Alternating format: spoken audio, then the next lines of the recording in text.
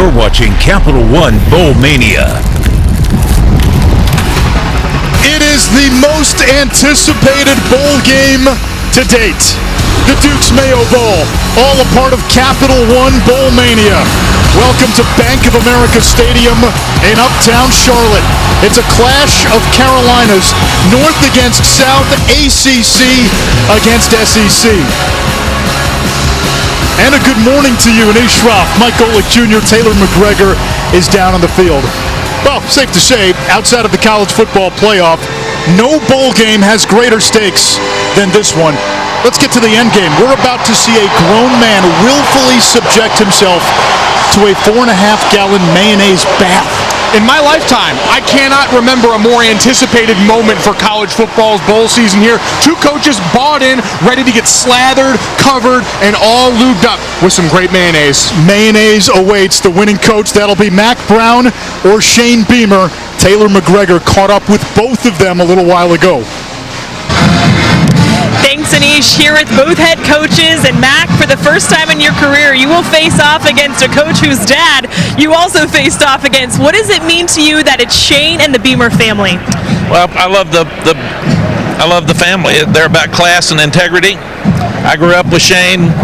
Mom and Dad are two of our best friends. We were on Nike trips with them for years, and they always won. And they won with integrity at Virginia Tech. Frank's one of the classiest people I've ever seen, and I just see that in Shane. He's overcome expectations this year.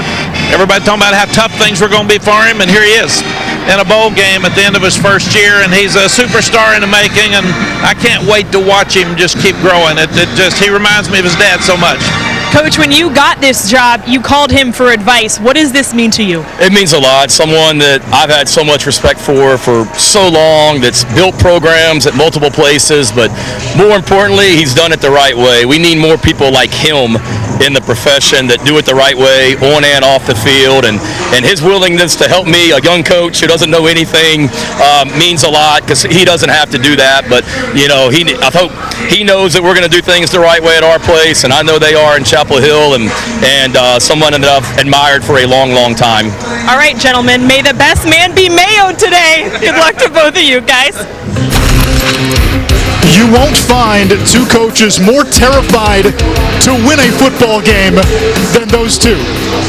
But you also won't find two coaches more bought in. Mack Brown, a frying pan. No one, Mack Brown hit me in the face with a frying pan. That is the kind of buy-in you want to see from your coach that's going to permeate down those sidelines. Shane Beamer, admittedly not a big mayonnaise guy, but willing to take one for the team in the name of charity and goodwill. $10,000 to the charity of the winning school from the Duke's Mayo Bowl. 65 degrees, light rain in the forecast. There were some forecasts calling for thunder showers. We hope those can hold off. We all want to get to the end. We all want to see one of these two head coaches get slathered with mayonnaise. Mack Brown, season 3 at North Carolina. Bit of a disappointing year. ACC favorites in the Coastal Division slumped to a 2-3 start. Finished 6-6. Did have that big win against Wake Forest. Massive, and they arrived on the scene a little earlier than expected with their performance last year. An adjustment this season, but another great recruiting class on the way. Mack Brown continuing to build back this North Carolina program. Meanwhile, Shane Beamer on the other sideline, getting to a bowl game in his first season as South Carolina's head coach. One of 4 new head coaches in the SEC this year. And managed to improve their record so much. A win today would usurp their win total from the last 2 years combined. What he's been able to do with the quarterbacks that we'll talk about in rotation for the Gamecocks has been remarkable. Gamecocks were 2-8 a season ago. South Carolina won the toss, elected to defer, so North Carolina will receive. Mitch Jeter to send it away, Caleb Hood to return for UNC.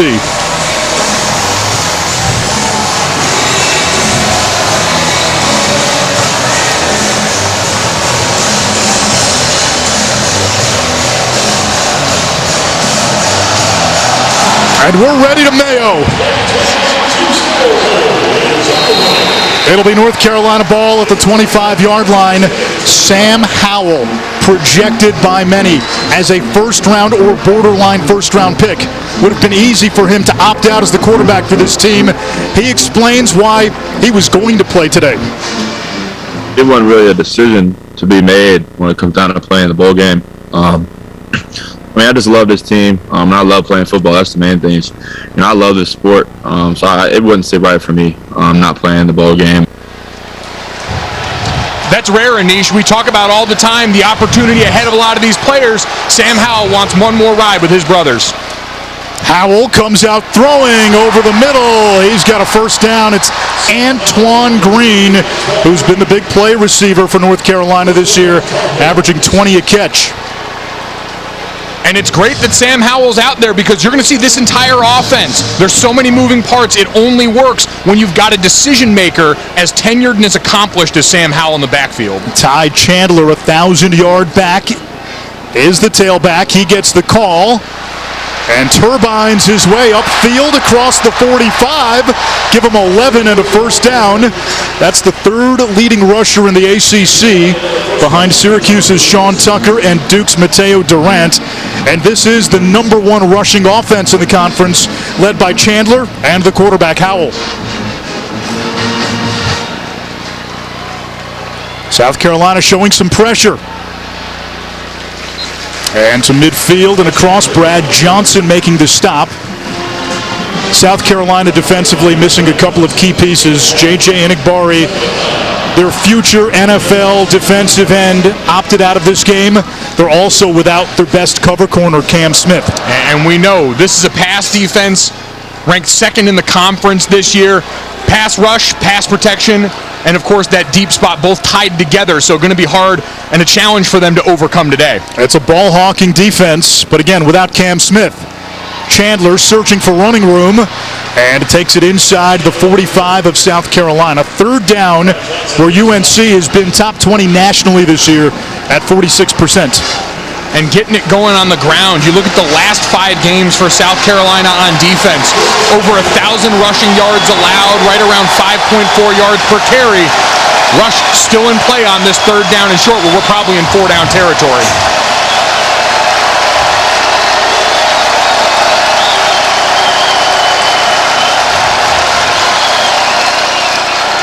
Howell under pressure gets away. And then thrown to the ground, back at the 45 by Jabari Ellis. It looked like Sam Howell might have been calling for a face mask. Didn't see one initially. It's fourth down. The punt team will come on. And this is a full line slide the other way. He just goes unblocked. Normally, if the offensive line's all sliding in one direction, you've got a running back inserting off the other side. And you see right here him coming over the top. Aaron Sterling may have gotten a piece of that face mask. Josh Vann will return the punt. And Ben Kiernan, originally from Dublin, Ireland, to punt it away. Line drive kick. Both of these teams have had a knack for blocking kicks this year. And this one lands inside the 10-yard line. A 47-yard punt. Well, dearest mother, Colonel Zebulon Noland will make his final collegiate start. The hour of battle has arrived, and boy, it's been a quarterback carousel. Noland came to South Carolina as a GA back in May. An injury to Luke Doty opened the door for Noland early in the season to start. Doty gets hurt. He's out for the year. Jason Brown finished the year as the starter. Brown's in the transfer portal. So Noland's the quarterback, but South Carolina comes out with Dakarian Joyner in the Wildcat. We expect to see a lot of that today. And he'll hand it off on first down. It's Jaheim Bell. These South Carolina coaches said they would have to get creative in the run game. Zaquandre White, their top rusher down the stretch, has opted out. They say they need to run the ball to have a chance today. They're not going to win it throwing it. You're going to see Jaheim Bell, who lines up all over. You'll see a lot of Joyner in the Wildcat. Jaheim Bell, the Swiss Army knife. Pro Football Focus had him on the All-SEC second team this year. He took snaps at running back in spring. He's going to be all over this Carolina offense today. South Carolina offense. Got to clarify today.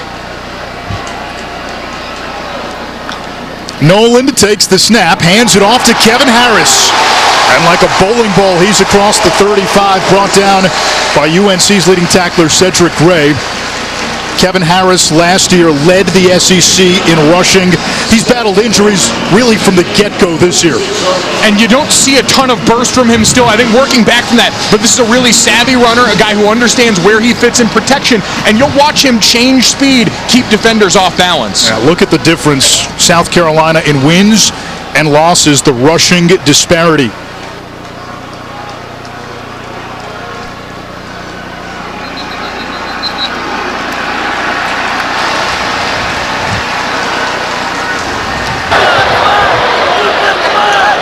Full start.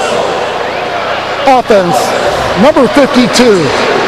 5-yard penalty. Second down. Jalen Nichols, the left tackle, one of 3 starting offensive linemen for South Carolina from Charlotte. Nice homecoming. And this offensive line for South Carolina has had a year. 8 different guys starting games, 6 different offensive line combos. Not a lot of continuity, but down the stretch, finding their footing. Wildcat look again to Kerryon Joyner. Will take the snap. He is a converted quarterback. Joyner rolling to his right, launches off his back foot, and completes! Jaheim Bell! House call!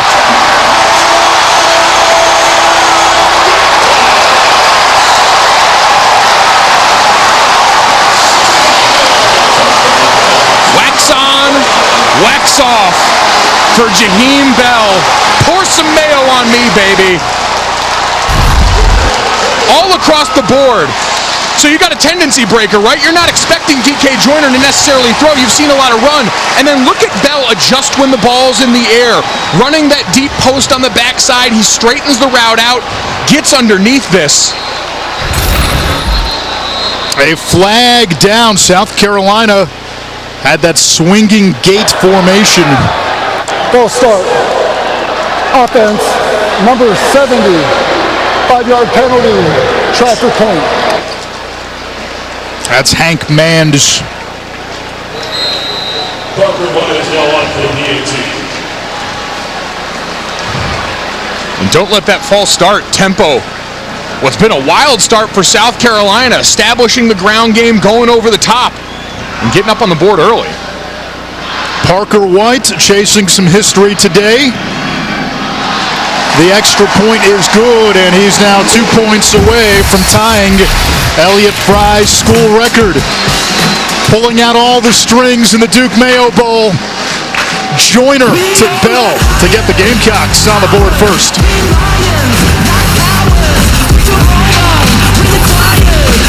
AT&T is America's most reliable 5G network. It's got twang. 7-0 Gamecocks here in Charlotte, and look at the adjustment by Jaheim Bell at the top of this route here. Look covered down. Joyner gives it some legs, and he adjusts and gets underneath that for the first score of the game. And a bit of deja vu for North Carolina. Remember how their season ended against NC State.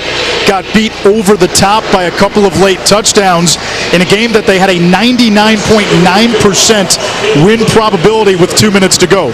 The back end of this North Carolina defense had to do a little soul searching after that one. South Carolina going right at him to start. Our college football look ahead is brought to you by Dollar General. Friday's games, the Tax Slayer Gator Bowl, Rutgers making an entry. They'll take on Wake Forest, runner-up in the ACC this year. And then the 2 college football playoff games, Bama and Cincinnati. Michigan and Georgia should be a defensive slugfest. Alabama, Cincinnati, very few giving the Bearcats a chance. We had them twice this season. What does Cincy need to do to have a shot against Bama? They need the back end of that defense. A couple of Thorpe semifinalists in Sauce Gardner and Kobe Bryant to go out there and be special against that Alabama wide receiver core. Sam Howell downfield for Josh Downs, adjusting And can't hold on the All-American Jalen Foster in coverage as we check in with Taylor. Well, as you mentioned, Cam Smith, South Carolina's best corner, unavailable here today. Speaking with Clayton White, defensive coordinator, right before kickoff, I asked if this changes the defensive play call at all. He said no, because with everything that's been uncertain surrounding this program, who could not play and why, they needed to be prepared for anything. And so a lot of guys have gotten reps with the first team, and they feel like even though he is their best corner, they're going to have a smooth transition. Given what we've seen unfold over the last couple of weeks, you can bet a lot of players are getting first-team reps, and that is ruled incomplete for Chandler. Small victory. We're here today calling this game. They're playing this game. The fans can be here, given what we've seen unfold. And that volatility Taylor mentioned, that's also a normal part of bowl season, right? Young players getting reps. It's like a spring football practice for the first 8-9 practices of bowl season. You've got guys now in position starting to look forward towards 2022, getting valuable reps today. Both schools have large alumni bases in the Charlotte area, and it's the South Carolina contingent getting loud on 3rd and 10.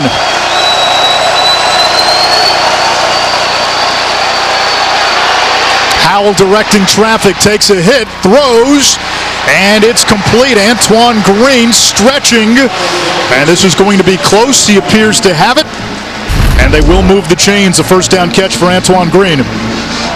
Way to stay alive, come back to the ball, and then look at the stretch. Outstanding effort, a couple of great early catches from Antoine Green.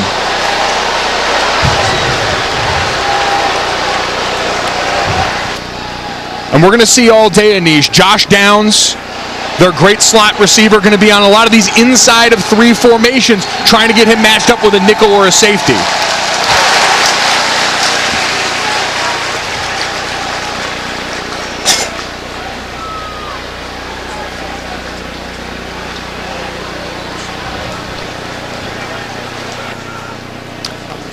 Sam. Maybe stopping this to take a view. There is no foul for a false start, and there is no charge timeout for South Carolina. Prior to all of that, instant replay has paged us. The ruling on the field of a first down is under further review. So they will look at the last play called up from the replay booth. While they review, we'll step aside. Dukes has twang. Apple TV Plus, only at T-Mobile. The Dukes Mayo Bowl is brought to you by Dukes Mayonnaise, the only mayo with twang, and the Book of Boba Fett, now streaming only on Disney Plus.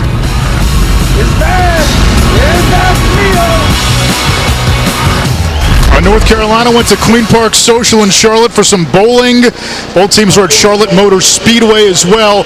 They reviewed the last play. You see where Antoine Green's foot goes down, the knee goes down. It goes down well shy of that marker, so it's now 4th and 1, and the punt team forced to come on for the Tar Heels. Kiernan sends it away. Josh Vann will let it bounce. It takes a Tar Heel bounce inside the 25-yard line. It's been an odyssey for Zeb Noland. He began his career at Iowa State, was in Ames for a couple of seasons, played in 9 games, had a huge game against Oklahoma in 2018, then went to Fargo, North Dakota to play for the Bison of North Dakota State, came to South Carolina in May as a graduate assistant. Then Luke Doty hurt his foot right before the season opener. Noland named the starter week 1, throws 4 touchdown passes, gets hurt week 3 against Georgia, came off the bench to lead a rally in a comeback win against Vanderbilt, and now starting the bowl game with Doty out for the season. Jason Brown in the transfer portal, and there's DeCarrion Joyner, who's 2 for 2 throwing, or rather Juju McDowell making the catch off the throw from Joyner, the Wildcat quarterback. So we're seeing Joyner out there. I guess maybe you stick with DeCarrion after he threw a dime to Jaheim Bell off his back foot. The confidence on that touchdown throw, too. It looked covered down, and he said, no, coach called the play. My time to shine. Holy Mayo, Batman. Joyner had been playing wide receiver for South Carolina, but he did come to school as a quarterback. Joyner will run. And scampers out of bounds. No gain. Offensively for South Carolina, we mentioned the need to run the football. That run game taking a big hit without Saquandre White. He's opted out. So you're seeing the creativity. You're seeing Joyner in there. Noland comes back in. Offensive coordinator Marcus Satterfield, who was actually an assistant with the Panthers and is familiar with the stadium, was telling us they're going to have to get creative and a little funky offensively today.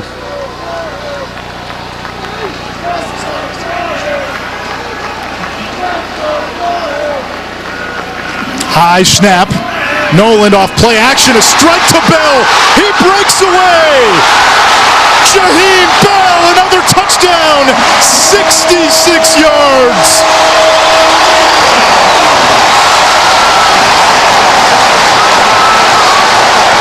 What a red-hot start for this Gamecocks team.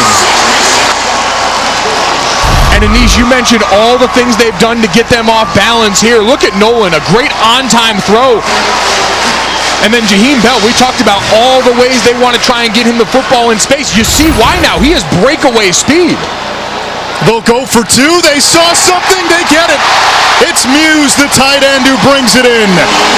Kai Kroger, who's the holder and also the punter delivering the pass. And what a start for South Carolina. Jaheim Bell, 2 catches, 2 touchdowns. One from 69, one from 66.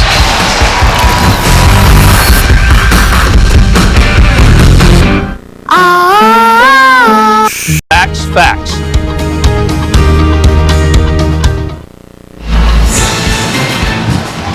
2 long touchdown passes, 2 different quarterbacks. To Kerryon Joyner, who had not thrown a pass in 2 years.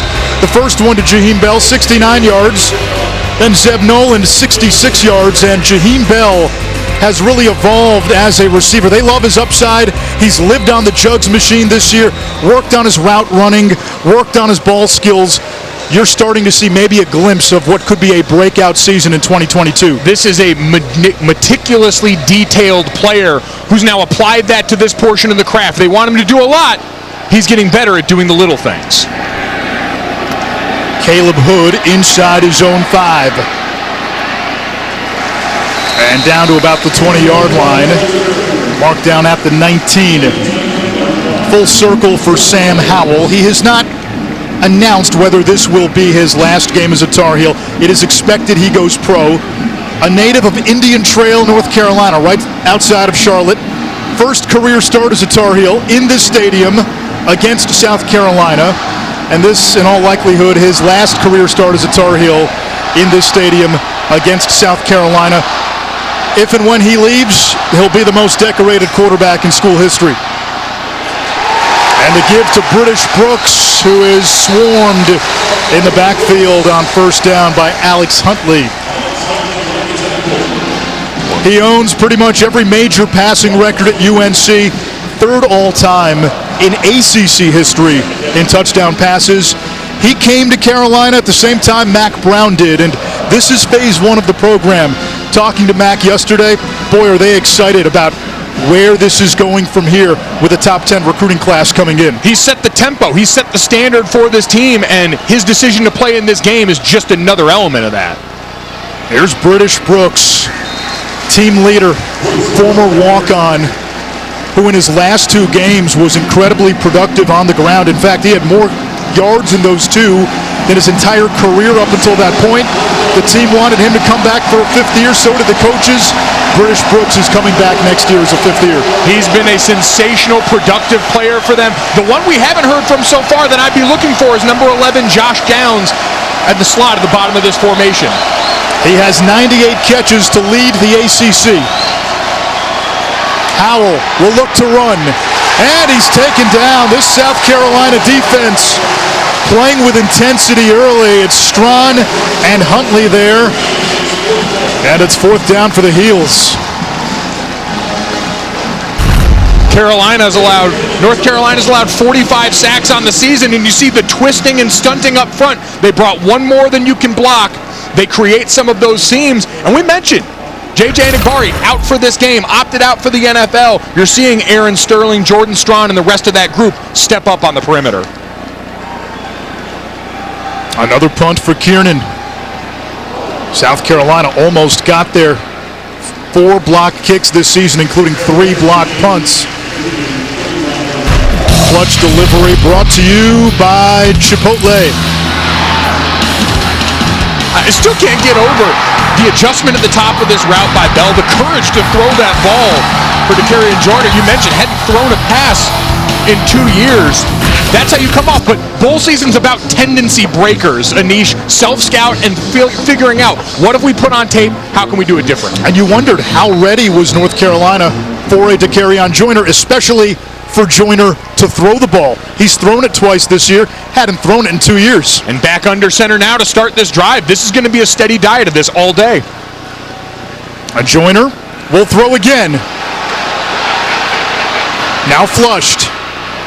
Buying time. And picks up a nice chunk of yards on first down, driven out of bounds. No flag as we check in with Taylor. Officials timeout for an injured player. We'll get to Taylor in a moment. Right now it's Jaleel Taylor down on the field for UNC, right at the line of scrimmage.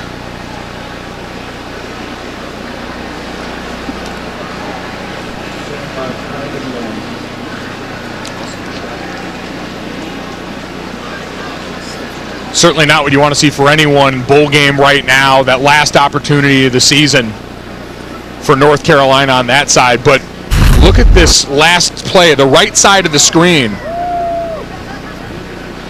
You're going to see 52 in blue right there, locked up with the offensive lineman. And you see that help by Jalen Nichols, the left tackle for South Carolina. Didn't really see a lot of what happened there to him. Again, didn't appear to be anything to the head or neck. They'll help Taylor off the field. We'll go down to our Taylor McGregor. Taylor?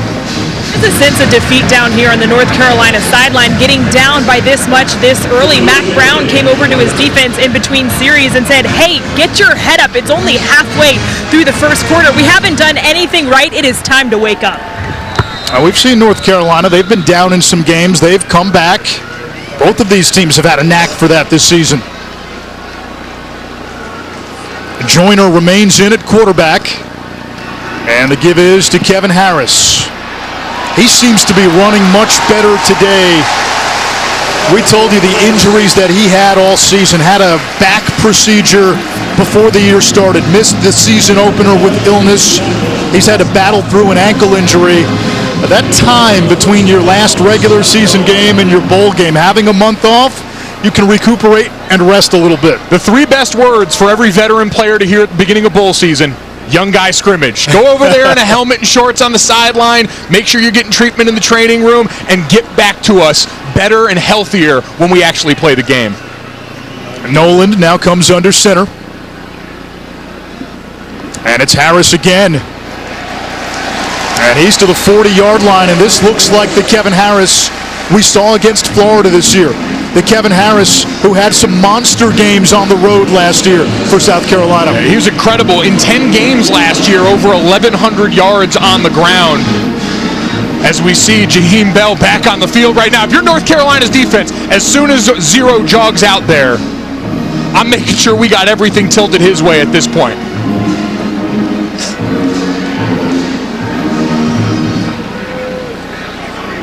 Joyner's the quarterback. Bell and Muse, the 2 tight ends. Harris zigzags his way across the 35. First down, South Carolina. And right now the Gamecocks are just gashing this North Carolina defense. And it's been the difference this season. We know sometimes football can get boiled down too much to say rushing the ball and stopping the rush, but when we've seen them against Florida, against Auburn, the big wins they've had, it's been on the ground. And you see the disparity right there already to start the day. South Carolina has run 10 plays for 208 yards. Joyner will keep this. He's got the 30. Lowers his shoulder, takes a big hit. They may have to tell him, hey, there's not a ton of quarterback depth today. You've got Zeb Noland behind Noland, and I guess Joyner, Colton Gauthier, who's thrown one pass in his career, a true freshman. And you saw the whole backside of that defense bites on the run fake, but this is the adjustment you've got to make now. You didn't have in the scouting report for Zeb Noland, dual threat, guy that was going to hurt you on the ground. You got to upgrade the software as a defense now on the sideline and say, we got to stay home on the backside. Offensive coordinator Marcus Satterfield has come up with an A-plus game plan early on. Bell. And that time he is ambushed. A loss of 4 on the play. Chris Collins getting in the backfield, second and long. And so now for all the deception, the sleight of hand that we've kind of seen on this South Carolina offense, you get down to the red zone and it falls on the group up front. When we talked to Marcus Satterfield, he said, we've got to have our O-line be able to win down in the red zone here where it matters most.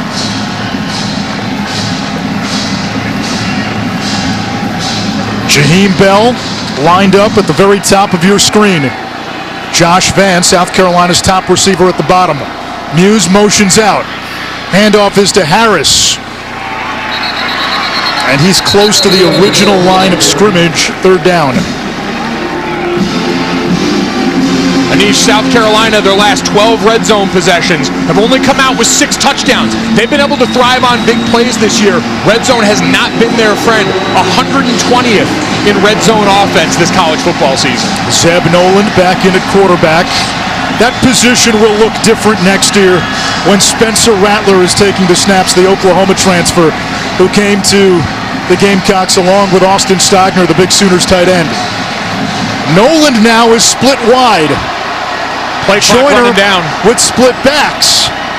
He'll give it to Bell. Bell trying that left side, stiff arms his way inside the 15. And the field goal unit will trot on for South Carolina. Parker White with a made field goal here will set the school record in career points. Already your all-time leader in games played, had 59 games coming into this. Remarkable career kicking for the Gamecocks.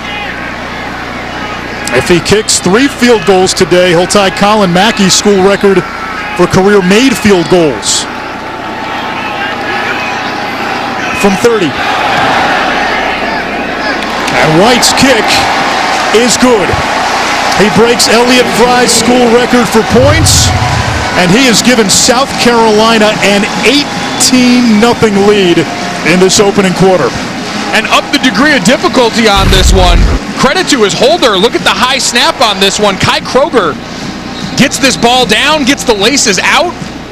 That's why you see those guys hug after every made kick, because it takes the whole battery to make this work. Taylor?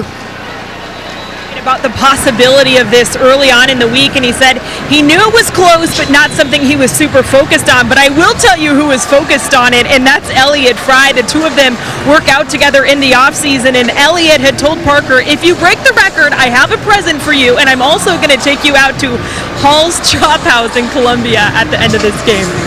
So he's not going to dump him with 4.5 gallons of mayo? Maybe. I don't know what the present is. That could be the present. That is true. Listen, it would be in the spirit of the bowl game. All I'm saying, Elliott, think about it. Plans are best when you can adjust. Listen, if that was you, it's mayonnaise, it's food involved, you would gladly accept, wouldn't you? Listen, I can dunk dinner off myself at that point. I'm a walking dip. That's going to be a theme of this broadcast. What foods can you eat with mayonnaise that you may not think you can eat with mayonnaise? We'll get into that later on.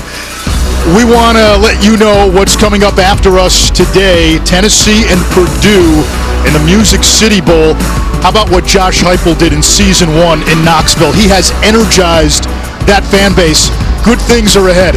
Hendon Hooker came on the middle of that season and really jump-started, put the jet fuel in that offense that we've seen hum at multiple stops. Wisconsin, Arizona State, the Badgers were in this bowl game last year. In fact, they broke the trophy. Graham Mertz, slippery hands in the winning locker room. We'll see if we have a sturdier grip today.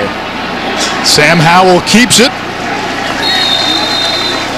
That is something we have seen from Sam Howell this year. The quarterback run game really was not much of a runner his first 2 seasons. There are reasons for that. His first year, UNC just didn't have the quarterback depth behind him to risk injury. Last year, you had 2 NFL running backs in Javonte Williams and Michael Carter.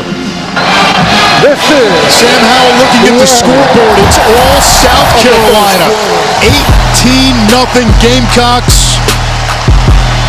They've opened up a can of, well, let's say mayonnaise. Jaheim Bell, 2 long touchdown receptions.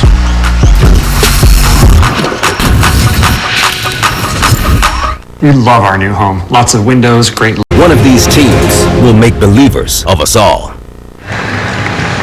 North Carolina defensive tackle Jaleel Taylor, who was injured on the field a couple minutes ago, spent all of that time in the tent on the sideline, and they just took him into the locker room, guys. All right, thank you, Taylor. Start of the second quarter, North Carolina looking for a spark offensively. Down 18-0, get 2 long touchdown catches by Jaheim Bell and a field goal by Parker White, along with a 2-point conversion, the scoring for the Gamecocks. Second down, British Brooks is the running back next to Howell.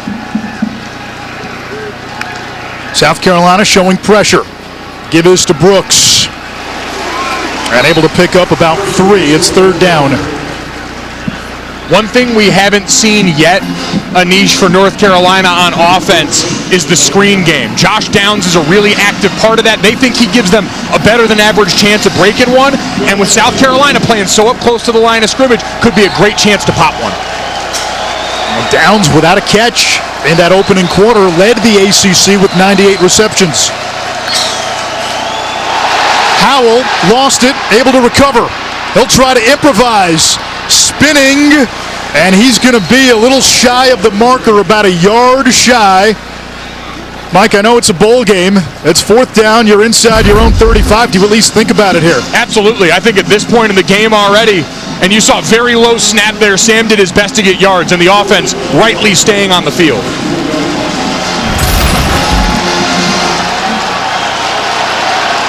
Howell under center. He'll try to sneak it and powers over that left side for a first down. There's Sam Howell. We were joking with the coaches, hey, if this is Sam's last game, with what awaits him on Sundays and his future, how much do you run him? And Mac Brown very candidly said he was battling a bum shoulder going into the NC State game, and they wanted to limit how much they ran him, and Sam told the coaching staff, hey, I'll run. You do what you do to win the game. That's how he's built. Wants to go out here and win over 800 yards on the ground this year. Howell's got time. He'll launch downfield for Olsen. And it's broken up. A fine defensive play by Darius Rush.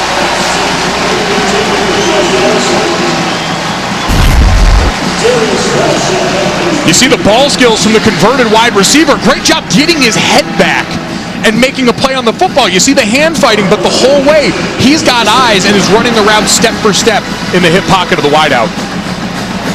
What does North Carolina have to do to get this offense moving? You mentioned the screen game, the short passes. We've seen very little of that. Yep, you got to get the ball in the hands of your best players in space. Football's a simple game, and Josh Downs, you mentioned, hadn't touched it once yet. On the delay, here's Brooks. He's got a big hole. British Brooks. It's a foot race. And the former walk-on from up the road in Gastonia takes it 63 yards. And North Carolina is on the board.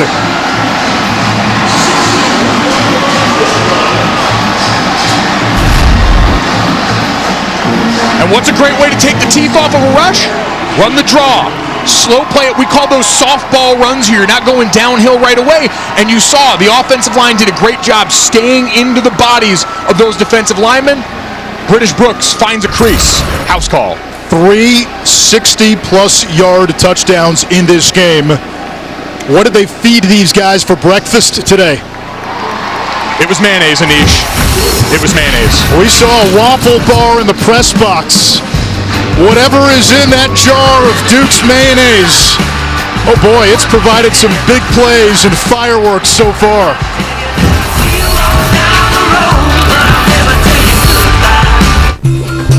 We've been waiting all year to come. New inventory is arriving daily, so see your Carolina Ford dealer today. Fans, please join us virtually for the College Football Playoff all-access experience, exclusive content, games, and daily prize drops. Register today. ESPN.com/CFP all-access. Semifinals are tomorrow. British Brooks, big smile from Gastonia, North Carolina, just north of Charlotte. We've told his story, a walk-on, a team leader. A few games ago, he was running the ball real well for the first time in his career, and the coaches said, hey, do you want to come off of special teams? And he says, no, that's my baby. Two-time special teams captain.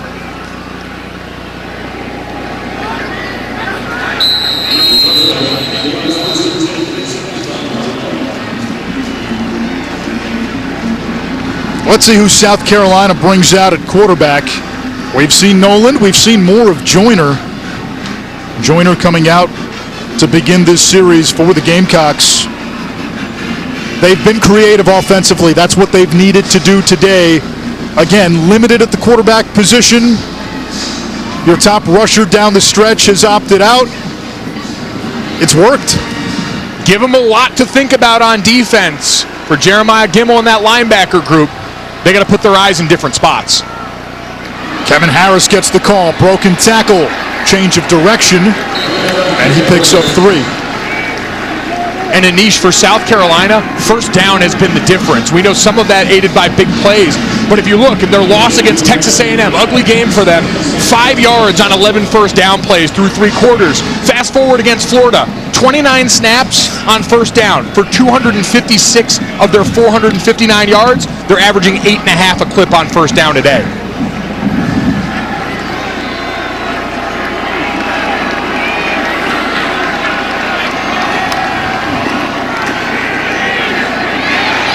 High throw brought in by Amarian Brown, the Georgia Tech transfer. He came to South Carolina with a reputation as a big play receiver. We have not seen that yet. Longest catch with the Gamecocks, just 12 yards, and now it's 3rd down, and this Tar Heel defense desperately needs a stop. Zeb Noland back into the game. Boy, if there's anyone you trust coming in that 3rd down relief mode, it's the guy who came off the bench as a GA for you. He'll go back to being a GA next season. Brown in motion. South Carolina brings pressure. Did Leggett hold on? He did. He made the catch right at the sticks. 8th catch of the season for Xavier Leggett. And it's a first down. And watch his feet right here at the end of the play. Possession, that right foot inbounds before the left taps out. And they're getting up to the line now, not giving replay any time. Going quickly, Kevin Harris for a couple.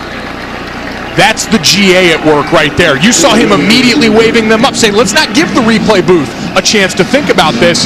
You'll take a minimal gain on first down to keep that first down. He's been in the film room. You said it, the coaches said it, a coach on the field. We can say it without it being a lazy cliche today either. It's a beautiful thing. The bowl game that has something for everybody. Joyner's back in there.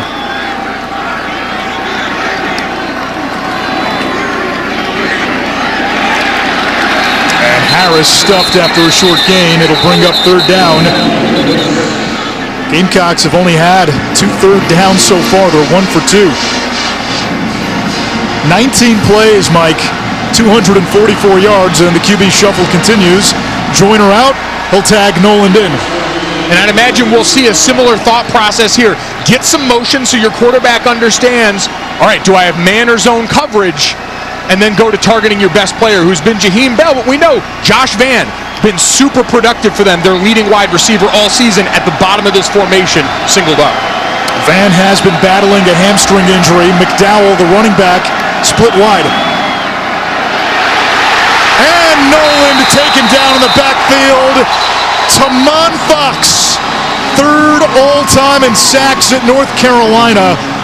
And earlier this season, he passed Lawrence Taylor on the Tar Heels all-time sack list. And you see all the guys up at the line of scrimmage, Anish. This is a simulated pressure, right? You show all these bodies so the offensive line has to account for them, and then you end up rushing 4 and getting a free hitter because now we've had to account for everyone. The offensive line along that line of scrimmage, a great free hitter from the second level. He's now 1 sack away from tying Julius Peppers for second all-time. That's dropping names. Decent.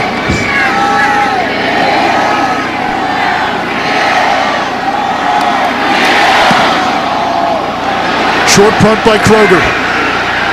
It takes a South Carolina bounce, and it dies right at the 26-yard line.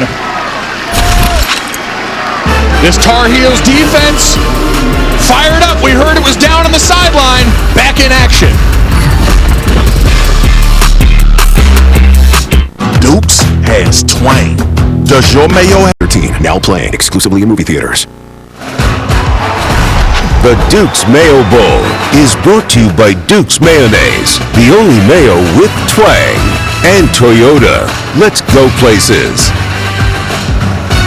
Well, in the spirit of this bowl game and in the spirit of my partner, Mike Golick Jr., Mike, you came up with ideas, unconventional foods that work with mayonnaise. We're starting with what? Cream-filled cookies here.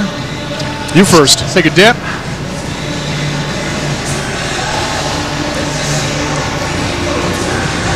It's a really interesting blend of flavors. Thumbs up for me. Oh, Anish, we're going to need someone up here to call this next drive. He's not doing well. I've seen that face.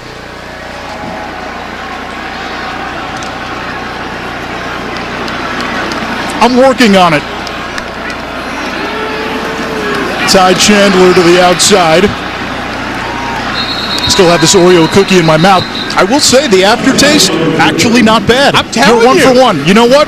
Initially, I was scared. You're 1 for 1. You just got to let the mayo wash over you, Anish. This is the day the Lord has made. Let us rejoice and dip everything in mayonnaise. You've got how many more of these throughout the broadcast? We got 2 more good ones planned for you guys here in the 3rd and 4th quarter. Stay tuned.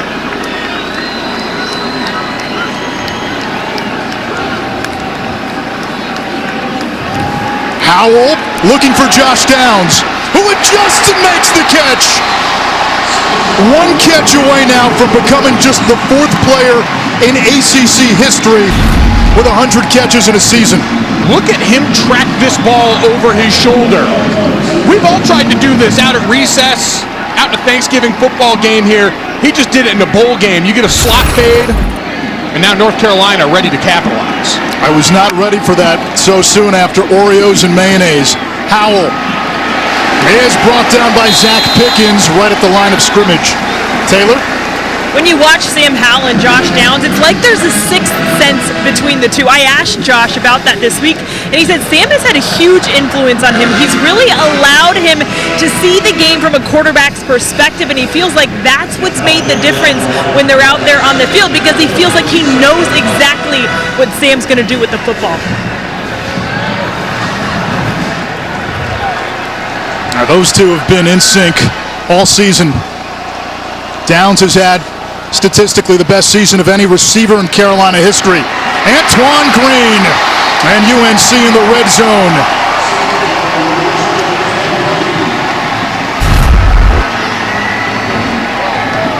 Green, a few big catches today. We know he was short on the first down, but shielding the defender with his body. Another big play in the passing game. Sam Howell, loving him early and often today.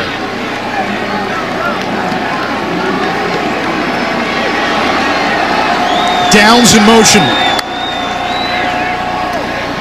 Ty Chandler broke 1 tackle and then driven back. Jabari Ellis in the middle of that South Carolina defense. Super senior, a captain. He had, as you like to say, thick 6 against Florida. Fumble recovery for a touchdown. The way the Lord intended, Anish. Large athletes doing outstanding things on the field of play. Could use some of that down here. I'm not saying. And how do we spell thick? That's 2 C's. 2 C's, right. 2 C's, my friend.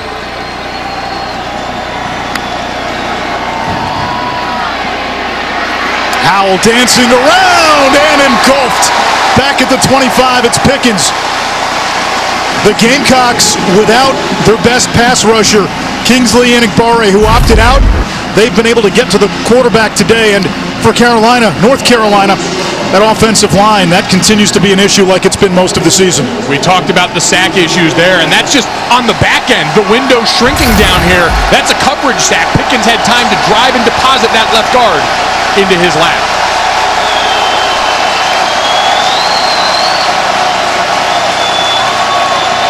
North Carolina needs the 4-yard line for a first down.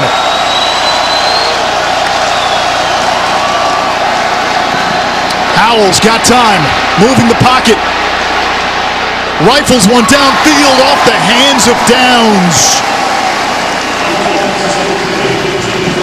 And who else but Jalen Foster showing up really on the back end of that defense for South Carolina. He's been the difference maker. Once they moved him out to the field where now he's got clear eyes on everything in the back end, it's led to a tie for the NCAA lead at 5 interceptions, close to another. Foster began his career at Gardner-Webb, walked on to South Carolina, worked his way up from scout team to starter to this year, All-American. Grayson Atkins has made 12 straight field goals. Make it 13 in a row as he's good from 40. A one-score game in Charlotte.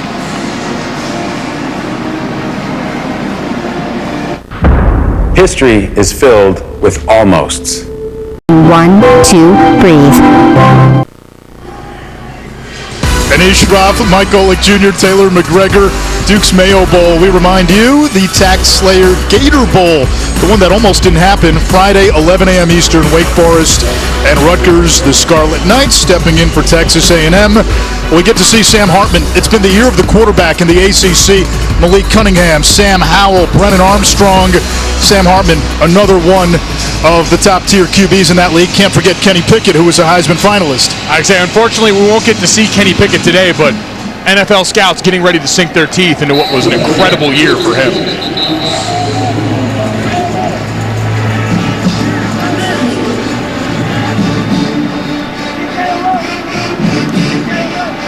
South Carolina, it has been a quarterback derby all season. They've gone through 3 starters. DeCarrion Joyner technically got the start today, so that's 4 starting quarterbacks. Spencer Rattler coming next season, along with a couple of talented freshmen in the recruiting class. 2 the magic number, both 2 for 2 right now. All 3 of South Carolina starters at quarterback this season, 2 and 2. And there is Joyner, Wildcat run, a gain of 3. Now the good sign for South Carolina, 92, now 95 rushing yards in this first half. When they run for 99 plus this season, they're 6-1. And for North Carolina, they've got a business decision to make now. Because South Carolina went deep early, there's some doubt in there. When we talked to Jay Bateman, their D coordinator, he said when we commit numbers into the box, when we get an extra defender down there, we've been pretty good at stopping the run. Now you got to worry about big play Joyner in the backfield throwing over the top of you. Normally you would say Joyner's in, it's quarterback run. Noland is in. You can tee off on him, but they've mixed it up. Juju McDowell, the true freshman, moves the sticks for South Carolina. Now McDowell's got some wiggle, that scat back. He's come in on 3rd downs quite a bit. SEC coaches, all freshman team. Yep. A lot of variety in that backfield as we see Zeb Nolan now returning into the huddle. The Colonel.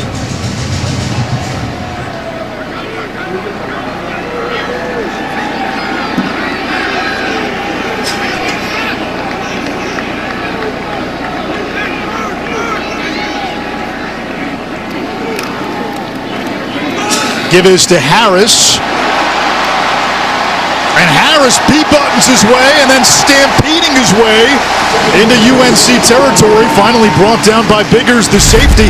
It looked initially like there was some miscommunication on the handoff. They did. They got it worked out in the backfield. And you see the big boys going through. Look at number 71, Eric Douglas. Downfield, latching on, finishing. They're setting the physical tone up front.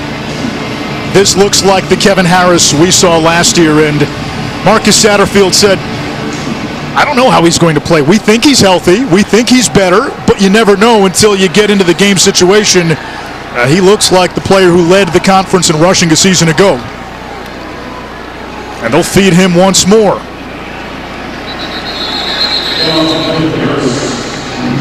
Coming up on the Smile Direct Club halftime report, Kevin Nagandi, David Pollack, Booger McFarland in studio as Michigan's D up to the challenge against Georgia. How to slow Alabama's offense. No Mechie, and since he's got the cornerbacks, and Bob Stoops back on the sideline. Alamo Bowl win for the Sooners against Oregon last night. A revenge game win against the Ducks for Bob Stoops after that onside kick fiasco from the early 2000s. What was that, 2006, I believe. Joyner rolling out. Sideline throw. And that's a catch by Brown for a first down. The ruling on the field is a completed pass, first down. It's really important, Anish, that we're seeing this consistent poised offense from South Carolina, because early in the game, a lot of teams, you'll script that first 10, 15 plays. You've got your shots dialed up. But once you get out to that lead and North Carolina battles back, how you respond, to me, says a lot more about what we're going to see from this offense today. Gamecock quarterbacks a perfect 6 of 6. 3 tight ends, including Nick Muse. And it's a run play. Stiff arm. McDowell stays in bounds. Touchdown! It's been a big play fiesta here. 35 yards on that touchdown run to go along with 3 other touchdowns in this game of 60-plus. So you see 3 tight ends on the field. Your job as the line is to get your running back matched up with one guy. That was Giovanni Biggers. McDowell's able to beat him there. We always said in the run scheme, the running back's got to block one guy on his own. An outstanding job of getting big to make that one-on-one matchup more pronounced in the hole.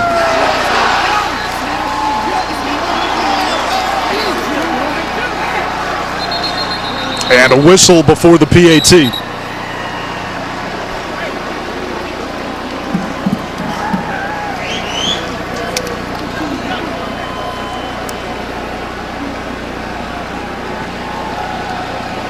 Illegal substitution, defense, 12 men on the field.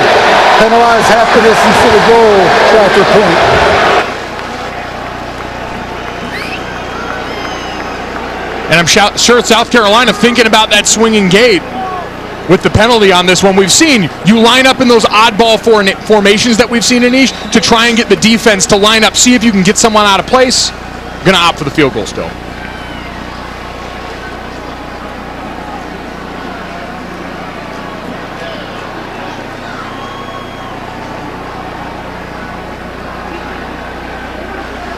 High snap, and the kick is good.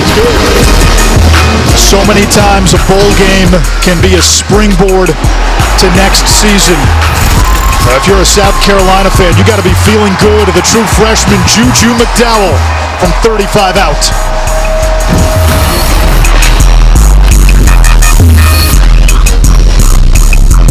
Dukes has twang. Does your man? You got this. Great Clips, official hair salon of college football.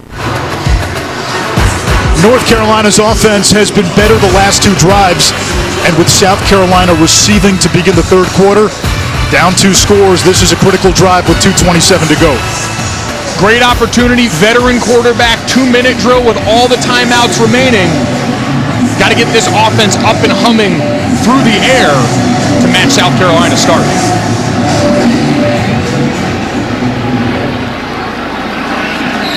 Jeter, a touchback for South Carolina.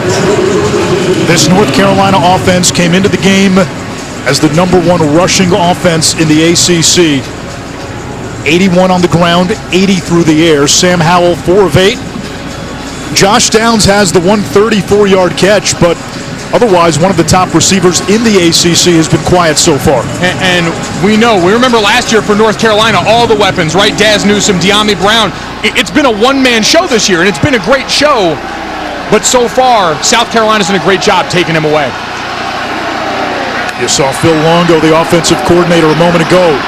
Over the middle, that's a name to remember. Bryson Nesbitt, a true freshman who they feel is a future first-round pick.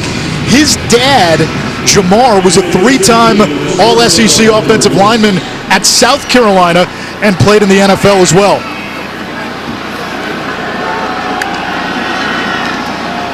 Howell looking for running room. Not much there, and he's taken down. It's Jordan Birch. See Howell miscommunication with his offensive line up front on that play. And you've still got plenty of time to compose yourself outside of 2 minutes. UNC has all 3 timeouts, a loss of 4 on that play. Howell fits it in there to Nesbitt. I was at practice a couple of days ago. Nesbitt got a lot of reps. They line him up at wide receiver, at tight end, in the slot. Again, they think he's going to be special. He's a relative newcomer to football despite the bloodlines, was a basketball player, didn't really start taking football seriously until his junior year of high school. You see the measurables in 2-minute drill, Anish, it kind of slows down the thinking. You're not trying to process as much. It's go fast and react. 6'6" frame for Nesbitt. He's in the slot. Downfield for Green. And he brought it in. A catch for Antoine Green with Marcellus Dial draped all over him. A back shoulder ball for the ages. Let's see if he keeps his feet in bounds. Extension, That's foot a catch. down. What an unbelievable. Tell the folks at Sports Center to get ready. For an injured player.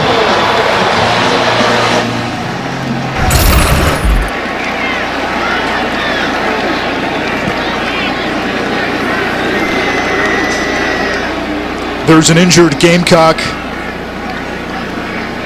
It's Darius Rush. He's one of the cornerbacks in South Carolina today, playing without its top corner already in Cam Smith. Looks like they're trying to help him buff out a cramp over there. Hopefully it won't be anything too serious, but how about the first half from Antoine Green? We'll be back in 10 seconds after a message from Ally. However you fan, with face paint, victory chants, or bizarre superstition, for everything we do, we're all better off with an ally. Back to you. Antoine Green this season has been the big play guy, and North Carolina has needed that. Bo Corrales has been out. You look at Green's 2 100-yard games. He only had 3 catches in each of those games. 10th nationally, coming in averaging 20 yards a reception.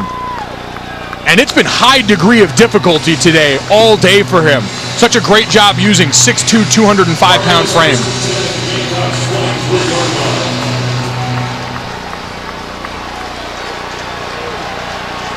Isaiah Norris comes in for Darius Rush, and let's see if they pick on him.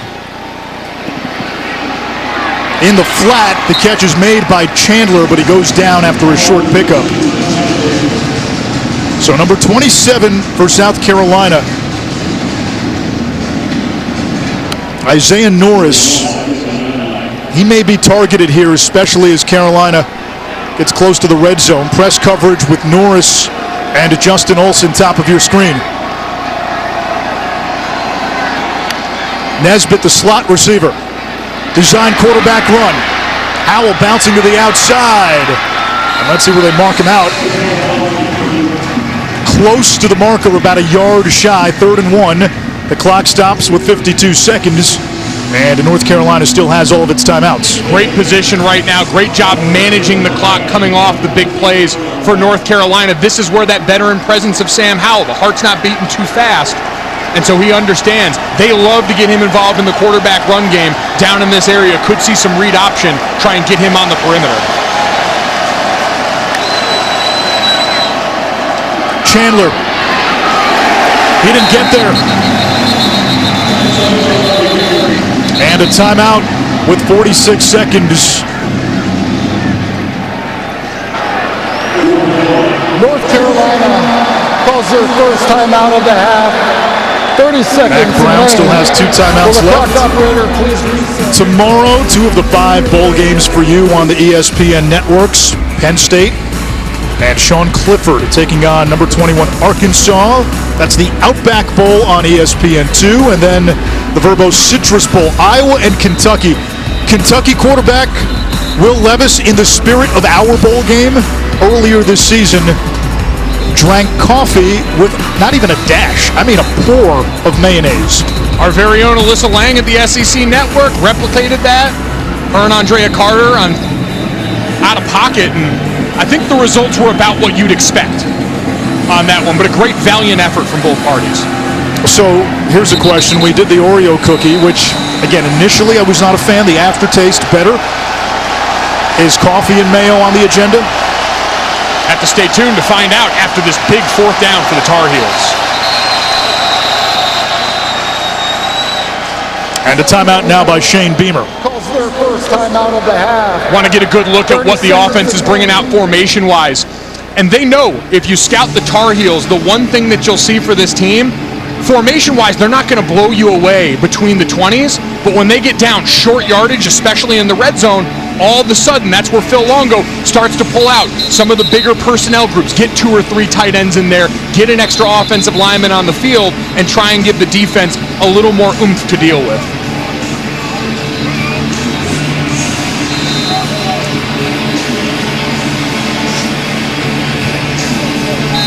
Love the call, though. Listen, you're down here, you got plenty of timeouts, and you've seen the way this game is going. You've got to get 7 on the board. 3's not going to cut it. British Brooks is the running back.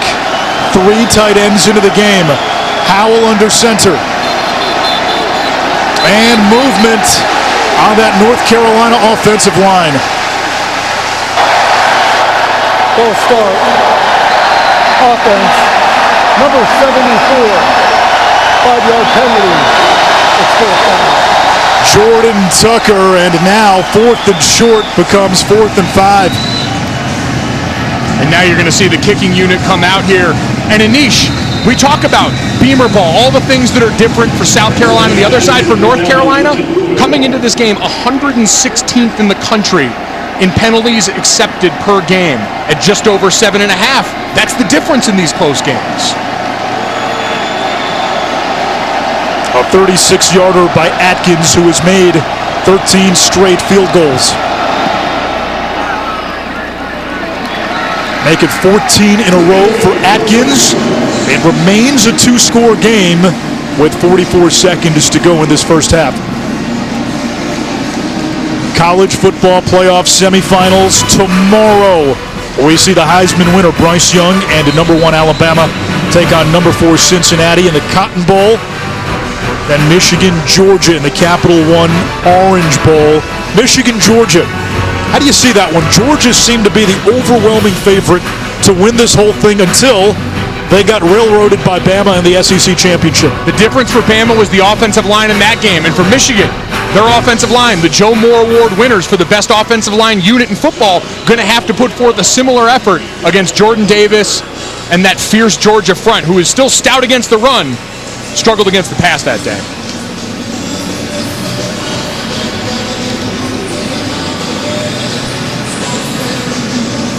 Jonathan Kim, booming leg, sends it away. And let's see what South Carolina does. 44 seconds, 2 timeouts. You've got a 12-point lead. And this is an offense which at times has struggled with turnovers. Do you play this safe, take the knee, get the ball to begin the third? You're going to hand the ball off first, see if you pop one here and can maybe use one of those timeouts and get set up. If not, getting the ball to start the second half. No need to rush this. Impressive play calling, an impressive offensive performance by South Carolina in this first half. 310 yards.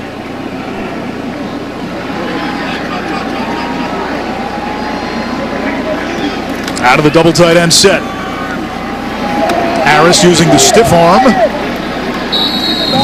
And he stayed in bounds.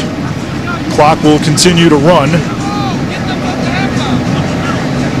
And South Carolina in no rush.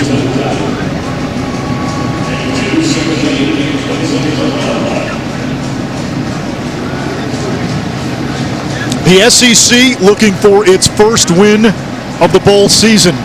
0-4. The ACC had lost 13 straight bowl games up until Clemson's win against Iowa State last night.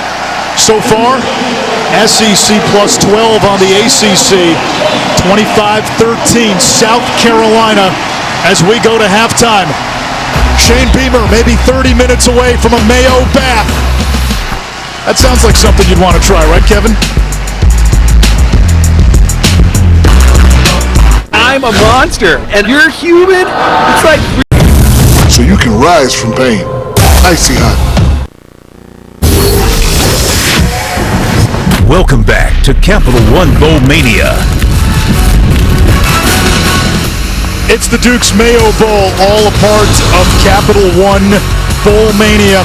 Clash of Carolinas, South on top of North, 25-13 as we get ready for the second half here in Charlotte. Are we going to eat anything right now or no? I think we're saving it for later on right now, but the action's been hot on the field too. Yeah, we've seen big plays galore. We expected big plays from North Carolina. That's been their MO all season, but it's been South Carolina. Yeah, North Carolina came into this game leading the ACC with 7 plays of 60-plus yards. South Carolina's got them beat 2-1 in that category today. It's been emblematic of the way the South Carolina offense wanted to start today. We've seen DK Joyner unleash that big play to Jaheim Bell, and from there, that was the tempo that North Carolina had to adjust to all in the first half. First half stats brought to you by PlayStation. What jumps out to you, Mike? Certainly the rushing total for South Carolina, but then you look at the passing.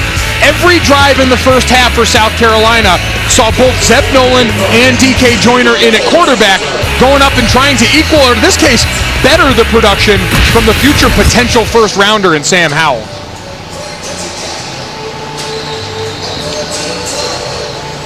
A look at Mac Brown and Shane Beamer. Winning coach today gets 4.5 gallons of mayonnaise dumped on their noggin. The stakes have never been higher. Down to Taylor McGregor. Mac Brown said he's been proud of his team all year because they've never quit and they've always come back. So he said that was the challenge, them coming right out of the half. And he said a lot of busted coverages defensively, offensively. They haven't been on the same page like we mentioned. And so it's all about communication. And then Shane Beamer saying they're controlling the line of scrimmage offensively. That has to continue. And we know South Carolina is thin in the secondary, so they want to keep those guys fresh. Did you see Taylor threw on the hat, had the hoodie on? Somebody is preparing for endgame already. If you fail to prepare, you prepare to fail, Anish. DK Joyner on first down to Juju McDowell. As you said, South Carolina has used both quarterbacks today. Luke Doty, who they anticipated was going to be the starter this season, out for the year. Jason Brown, who started down the stretch, entered the transfer portal shortly after Spencer Rattler announced he'd be coming from Oklahoma to South Carolina. So it's been Noland and then Joyner, who's played wide out this season. He's been their Wildcat guy, a converted quarterback. So it's been those two. And it's been a re-energized run game in the absence of Zaquandre White. That was South Carolina's top rusher down the stretch this year. And Kevin Harris gets a little closer, might have it. Going to be a little shy, 3rd and 1. You mentioned it. We know there's been deception at quarterback here. All right, what do we expect from DK Joyner? Is he going to run or pass now that you said that? But up front, it has been a steady diet of inside zones. Duo, big, bodied, right straight ahead runs. What's the adjustment then for UNC? You got to commit more bodies to the box and then hope your back end with Storm Duck and some of those mature secondary players can make it happen. Jaheim Bell lined up in the backfield. And they feed Harris, the up back, who gets enough. Everything happens with a purpose in this offense there. You saw the motion. Nick Muse at tight end does such a great job as a blocker for them. And so you've got all the eyes on Jaheim Bell after the first half. What do? Pop an easy one to Harris lined up as your fullback. Zeb Noland out. DK Joyner back in at quarterback. This is where you got to watch out because they've now gone low and slow up front, runs and short passes. They're going to throw over the top again here soon. The Gamecocks have completed all 6 passes. Joyner chased. And completes near sideline. It's E.J. Jenkins, who came to South Carolina this year from FCS St. Francis, along with Jason Brown, who was his quarterback, not just in high school, but also at St. Francis, and then for part of this season at South Carolina. Yeah, they've been playing football together since the 6th grade, so you had all that continuity. And Jenkins, another big body, 6'7", 245. He was listed as a tight end earlier in the season. Really versatile pieces for them. So Zeb Noland lined up at receiver, bottom of your screen. Joyner will take the snap out of the pistol. Joyner thought about the screen to McDowell. He'll run, got a good block from Muse, and that springs him for a first down. You got to give a lot of credit to Marcus Satterfield and his offensive staff for South Carolina for the game plan and play calling today. And for the execution. Greg Atkins, their offensive line coach, has done an outstanding job. We mentioned 6 different offensive line combinations this year. Anish, that's a position where you need continuity for all the communication, especially with as many double teams as they use. All the mechanics of that offense, they've managed to put that together with less than ideal circumstances all year, paying off today.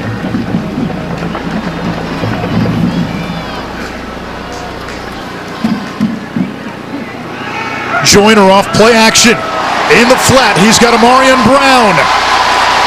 And Brown inside the 30-yard line, a gain of 26, his longest play as a South Carolina Gamecock.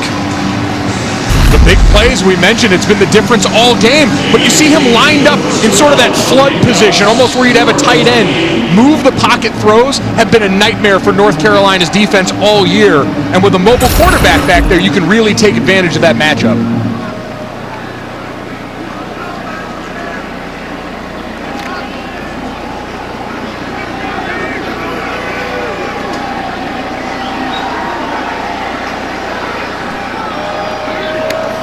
McDowell motions out.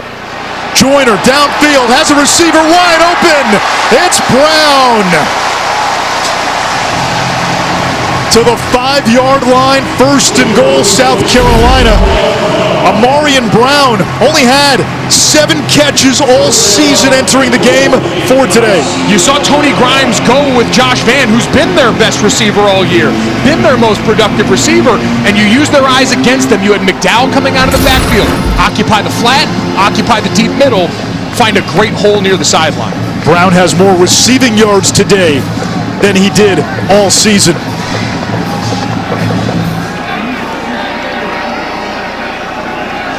Noland under center. Harris up the gut. Stretching. 2nd and goal. It's been really fun to watch number 62, Tyshawn Wanamaker at right tackle. Came in and started the last 6 games of the season after Dylan Wanham went down. He was an SEC coach's freshman All-American. Really powerful kid. You're going to watch him explode off the ball, and as he refines his technique, he's going to be a fun player to watch grow. There are some pieces here for South Carolina as you start to forecast ahead. Harris at fullback, McDowell behind him in the eye. Harris up the middle, barges in.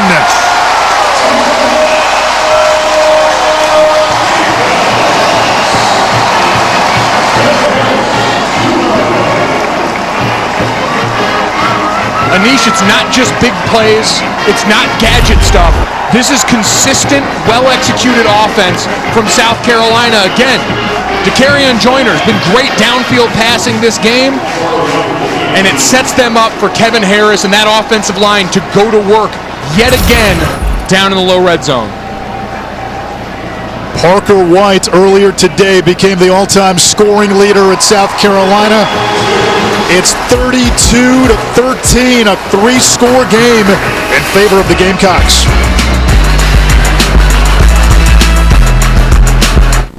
Hear ye, people and common folk. South Carolina. I mean, you guys are more than welcome to get out. Bowl season rolls on the ESPN networks tonight. It's Pitt and Michigan State Chick-fil-A Peach Bowl. You get to see Biletnikoff winner Jordan Addison for the 12th rank Pitt Panthers. That was a team North Carolina faced this year. You look at the 6-6 record for UNC. Yes, a disappointment given the expectations. Second half of the season, though, they let something get away. They had a chance against Pitt, went to overtime, came back. NC State, a game they should have won, and they did beat Wake Forest, who was undefeated. heading into that game. We've seen them put up points with the best of them. In a shootout with Notre Dame, plenty of action here. This is the offense we've got to see come to life for North Carolina now. And this could be Sam Howell's final half as a Tar Heel. The most decorated quarterback in school history, the best quarterback in school history. UNC's all-time leader in total offense, passing yards, total touchdowns, passing touchdowns. The list goes on much deeper than that. The big shocker today, -4 rushing yards on the day so far for a guy who came in their second leading rusher at over 800. On first down, Howell under pressure. He's been under duress most of the game. He doesn't slide either and picks up 7. And I think that's going to have to be the key for the second half. If you're South Carolina, you've got to stay aggressive. The tendency can be start to play back, keep this in front of you. If you do that, it should be a steady diet of Sam Howell. They love running the draw with him. We see him get on the edge with zone read. He's going to have to be the spark plug for this team. As a true freshman, 38 touchdown passes, an FBS record for a true freshman. Mel Kiper's 5th-rated quarterback for the upcoming draft. Howell has Downs, who makes the catch, and that is career reception number 100 for Josh Downs, just the 4th player in ACC history to hit the century mark. Not career reception number 100, excuse me, single season reception number 100, only been done by 3 other players in ACC history.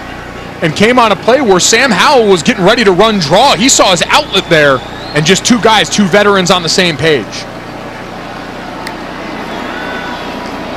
Off play action. Howell wants Olsen downfield. Incomplete. Down to Taylor. Josh Downs told me 100 receptions was never really a goal of his, but as he got that here today, he said, what a good benchmark for me now to build upon. There's a lot of excitement around this offense, what it will be with him at the focal point. Well, you look at what's ahead. If he has a big second half, he's got a chance to get to Jamison Crowder. 1 away from tying Sammy Watkins for 3rd. And he's going to have to if they're going to have a chance to get back in this game. We talked about that connection on the play that took him over the century mark. It's the 2 players that are going to have to lead you to the promised land, to the His strength, change of direction, and yards after catch. Against a 4-man rush, Downs in the slot. There he is, changing directions. Yards after catch on cue. And Phil Longo getting creative to find ways to get him the football, lined him up in the backfield as a running back, so now you get a favorable matchup coming out against a linebacker, and now you turn it into what he's so great, making it punt return yards. That's why they love him in the screen game. Sam Howell now north of 3,000 yards passing for the season.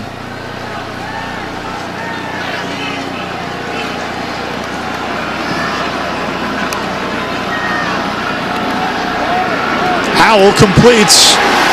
It's Stephen Gosnell, just his 2nd catch of the season, 2nd catch of his career. Sam Howell starting to look a little more comfortable. It's the point guard, ball coming out quick, being decisive. This is when North Carolina's at their best.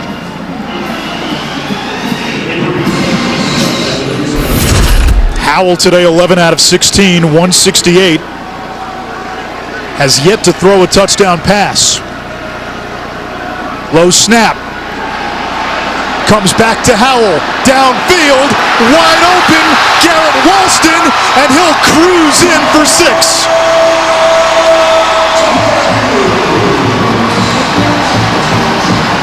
We had just said Sam Howell had yet to throw a TD pass, which he had done in every game of his career until today. Well, now he gets one today. That's 37 in a row. An incredible play design here. You see number 84, Garrett Walston at tight end, leaks out with all that backfield action. South Carolina loses him in the shuffle, and now the Tar Heels are going to try and go for 2 here. Now, if they come back with a split back formation, looking at the personnel, they were practicing a play down here where, Mike, let's just say you would be happy, went to a big guy. Now Howell comes under center. Downs in motion. Change of direction. Chandler is in for the 2-point conversion. 32-21. Still plenty of time left to play in Uptown Charlotte and Bank of America Stadium. Trickeration, and Walston has his second receiving touchdown of the year. Dukes has twang. Does your Mayo Call, click, or visit a Spectrum store today. 32-21 Gamecocks after the trickeration. Watch Garrett Wilson, number 84 at tight end here for North Carolina. He's going to fake the block up on the safety as we get the reverse pass action in the backfield. Gives him that fake, goes right past him as everyone buys up on the run fake. And for Sam Howell, 37 straight games with a touchdown pass. I don't know if you're going to find many easier than that, Anish. Sometimes you show him the mustard, but it's really the mayonnaise. Delicious. Chef's kiss. You've got something planned for us in this quarter, don't you? We're not done eating, folks. Hungry in the booth today. We brought snacks. Just warning those folks who may not have had their lunch or finished their lunch just yet. Warn them to add mayo to it. 7:24 to go, third quarter. 1st and 10. I was about to say 2nd and 9, but 1st and 10. South Carolina, great chance to answer here now. They had a dominant drive to start this half. Got to keep their foot down on the gas. And you'd have to imagine who else are we going to see under center but Takarian Joyner, who started nearly every drive of the game for South Carolina. Kevin Harris, the running back, 15 for 71 on the ground and a touchdown. One of his better games of the season. Harris gashes that defense up the middle all the way to the 33, a gain of 8. Cam Kelly made the stop. Mac Brown telling us he didn't really want to have too many conversations one-on-one with Cam Kelly, who had a rough finish to the regular season. Blown coverage, gave up the 2 late touchdowns against NC State. A bad angle led to another NC State touchdown in that game. He's been so productive for you, 4 interceptions on the season. Everyone can have a bad couple of minutes, a bad 2 minutes in football. You play long enough, it's bound to happen. The response is what they need to see now. Noland in at quarterback on 2nd down. And content to run it with Harris, and South Carolina has now figured it out. UNC can't stop the run. No, and UNC's got 7-8 guys committed down near the line of scrimmage. The difficult part of all this now for the defense and why South Carolina is so adept here is because a lot of their runs want to hit up in the middle, want to hit in the A-gaps, where it's hardest for those outside defenders to impact. We see Joyner come in for Noland. What does that do for a defense when it is a constant shuffling of QBs? It makes you have to over-communicate in these spots, which means you're doing more thinking than going out and just cutting it loose and playing fast. Harris right up the middle again to the 40, a gain of 3. Harris came into this season with a 6.4 career rushing average. That was tops in school history. Led the SEC in rushing yards last year, had 5 100-yard games, including a pair of 200-yard games. And remember, last year that was a conference schedule entirely.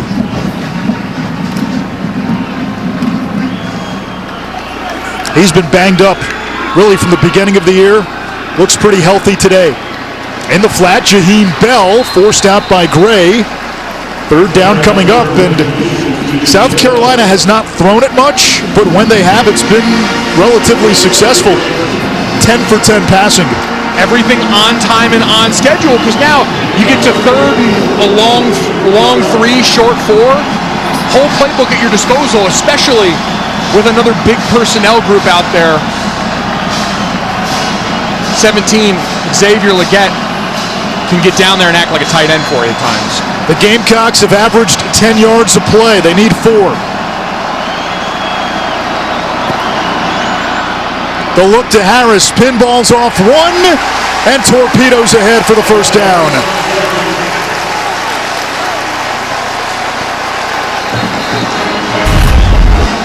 And this is all about the run fits, Anish. Look at Cameron Kelly, we just talked about. Over-pursues on that run fit, gets beat in the hole, and Kevin Harris able to get those extra yards. You had the guys there, got to be able to keep his leverage and make the play. How demoralizing is that for a defense when, listen, it's some variation of the same play. Harris up the middle on this drive, and you can't stop it. You hear coaches and defensive players talk about this all the time. That's a pride issue. Running it straight at those guys, that unit, that hits right at the core of every football player. So why not again? And what they're doing now, Anish, spreading out these formations. You've got DeCarrion Joyner in the shotgun now, giving a lot of these read option looks. All up the middle, all up the middle. As soon as someone over pursues on that backside, if your eye discipline's bad for a second, he's out the gate. So Zeb Noland comes in, and for you, Mike, what's the tell in this game for South Carolina when they make that quarterback switch to Noland? They've really done a good job of making it harder to. In the first half, a lot of him was bailouts on third down, mixing it up here on second and long. Noland pumps, and that's the first incompletion for South Carolina today. E.J. Jenkins the target, and it sets up third down. And this is really the first bit of second half adversity they're going to overcome. And you see the playmakers come on the field now. Josh Vann, their best wide receiver. Jaheim Bell, who's been their big play guy all first half. Vann does not have a catch today. 6 for South Carolina. Be a great spot to use all the attention paid to Jaheim Bell to get Josh Vann breaking towards the middle of the field.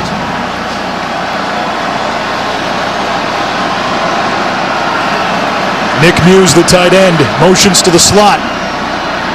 4-man rush. Someone lost their helmet. Here's Jaheim Bell. Can he get there? He does! A first down for South Carolina. And Jaheim Bell today has broken his own school record for most receiving yards in a game by a tight end. He had 136 earlier this year against Vanderbilt, 147 today on just 4 catches. Just such a great job once he gets the ball in his hands. They turn that into basically a screen for him coming from the backside. That playmaking ability on display. And you mentioned, so deflating to that North Carolina defense. Josh Vann has not announced if he's coming back to school. Became a father recently. If he does, along with Bell and Austin Stogner, the Oklahoma transfer, with Spencer Rattler at quarterback. That looks like a pretty good offense. That play went nowhere. Cedric Gray, leading tackler for UNC. Charlotte kid blew it up. 17, though. Chris Collins on the backside staying home. Shut off that rollout. Great discipline on the backside for North Carolina. You see 17 in blue stopping his feet, giving his buddies time to corral yet another passer for South Carolina. It was Omega Blake who had the ball in his hands. So now second and Weddington.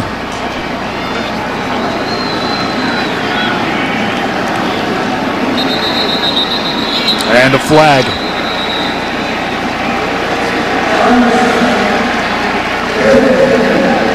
Offense. 5-yard penalty. Second down. South Carolina has not had a lot of this, getting far behind the sticks. How does that change what they want to do offensively? Oh, it's going to limit the play calling. We talked the passing game, even though there's been deep shots there, it's not overly complex. It's set up, it's built up so you can get those play action shots. Now you're thinking more drop back passing, and here I think spread them out. Alert for draw from DK Joyner in the backfield. There it is. Broke the first tackle from Vlahasic and gets across midfield. Still third and long. Got 8 back on the play. Third long, but I think you can play with 2 downs here, right? It doesn't need to be too deep. If you get this thing close enough, and I'm South Carolina, I want to keep my foot on the gas. You also have a kicker in Parker White who's got a strong leg. He's hit from as long as 54.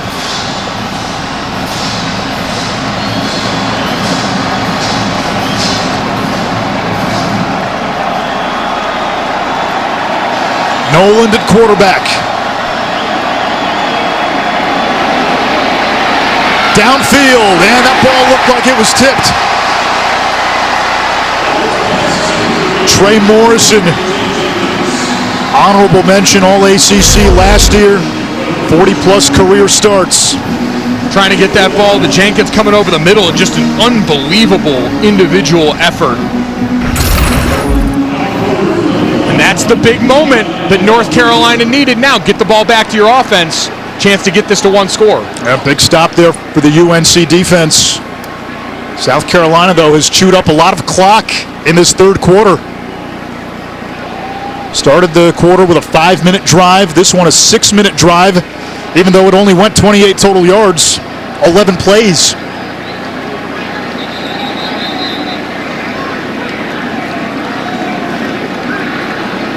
Play clock runs to 0.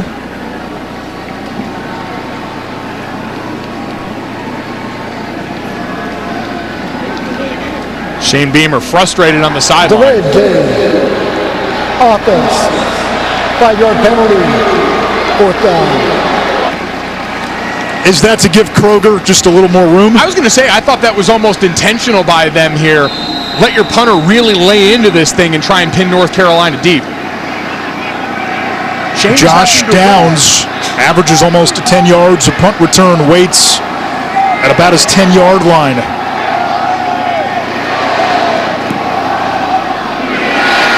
Fair catch is made at the 12.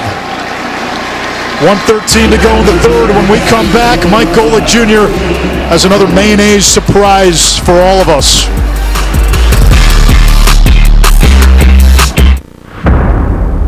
History is filled. 50. You're watching the Duke's Mayo Bowl, a part of Capital One Bowl Mania. And Ishraf, Mike Golick Jr., Taylor McGregor. All right, I'll go first this time. What are we eating? Yeah, again, more items you wouldn't think to eat with mayonnaise. We got peanut butter and jelly sandwiches this time. Anish? Okay, not bad. T-Mac, what do you think? It's actually pretty good. You went for the second dunk? Oh. Actually not bad. I'm telling you, we're on to something here.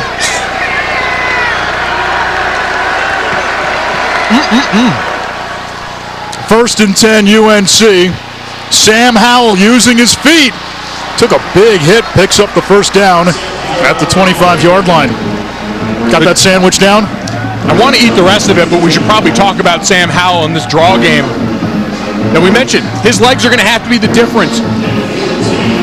They had to replace so much production last year. Javonte Williams and Michael Carter, such great backs for them. That sure, Ty Chandler was awesome, their grad transfer, but Sam Howell knew he had to step up. He has all year. Going to continue today.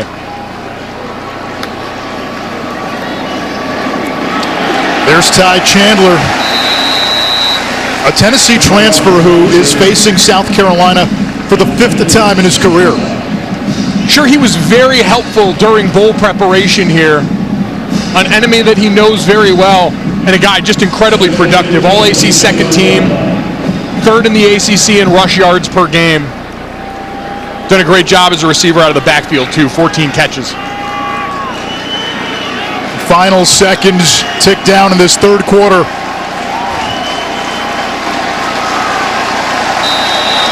As the folks who run this bowl like to say, one jar left to open. The boys from Columbia up 11. How do you defend the defenders? Privacy online for free with DuckDuckGo. We're not done having fun. We've got the TransPerfect Music City Bowl following us, Tennessee and Purdue, Wisconsin, Arizona State, SRS Distribution Las Vegas Bowl. North Carolina down 2 scores as we begin the fourth quarter. Sam Howell throwing downfield, and it's behind Morales, the tight end. He wanted a flag, no penalty marker. Letting him be physical. Wow, there is a penalty marker. Offense, number 69. They got a penalty from the previous spot. Correction, the penalty is declined. 3rd down. South Carolina trusting its defense, and UNC has yet to convert a 3rd down. The back end of this defense has done such a good job staying home, tried to get them to bite on Josh Downs in the flat, made a great play on the ball. South Carolina, I expect some pressure here, try and make Sam Howell uncomfortable on 3rd down. Downs is lined up in the backfield. And Howell wants quiet, not going to get it from the Gamecock faithful. And now a timeout.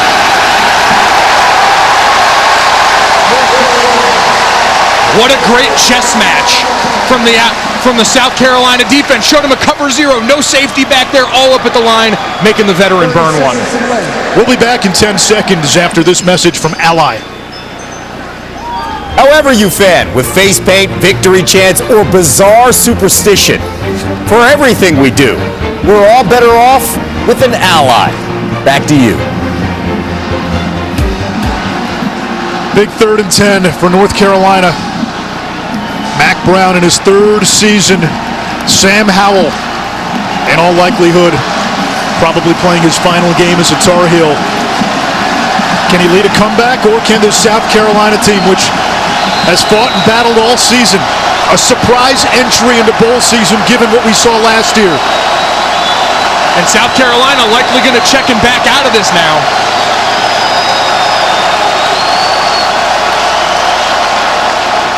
Pressure off the edge. Howell devoured. Safety blitz. It was R.J. Roderick who got in there first.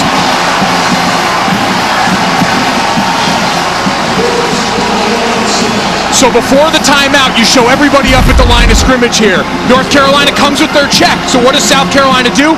Drop a couple of guys in the middle, some defensive linemen and linebackers out. So again, you set the protection for one all-out blitz. You end up getting a free rusher and a great sack. Josh Vann waits at his own 40. Kiernan will punt from inside his own 5. Good punt by Kiernan.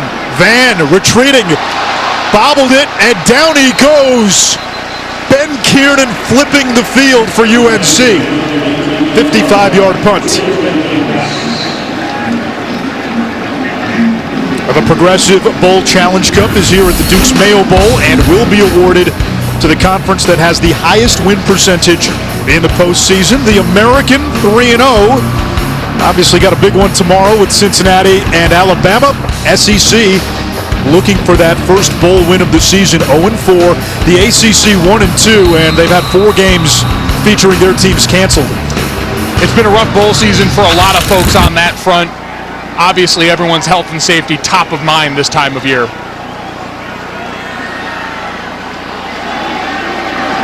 DK Joyner at quarterback.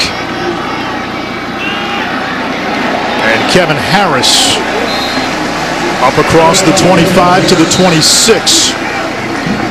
And Anish, if I'm South Carolina, you're not in 4-minute offense mode, but I want to wear them out on the ground.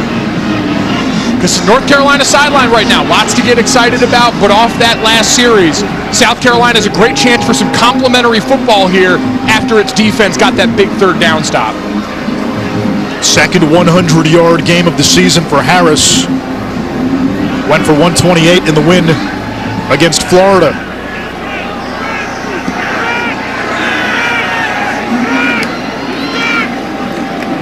Joyner keeps it and surges ahead across the 30. A first down for South Carolina. This tight end room has been special for them. We've talked about Jaheim Bell, but Nick Muse, Trayvon Kenyon, who's come along really well for them as a blocker. It gives you so many options. And we've talked about, Anish, presenting different backfield sets to confuse that North Carolina defense. When your tight ends can do that much, big skill can win you the day. What this team looks like next year with some of the skill guys coming back and the addition of a Spencer Rattler, it's going to be fun to watch.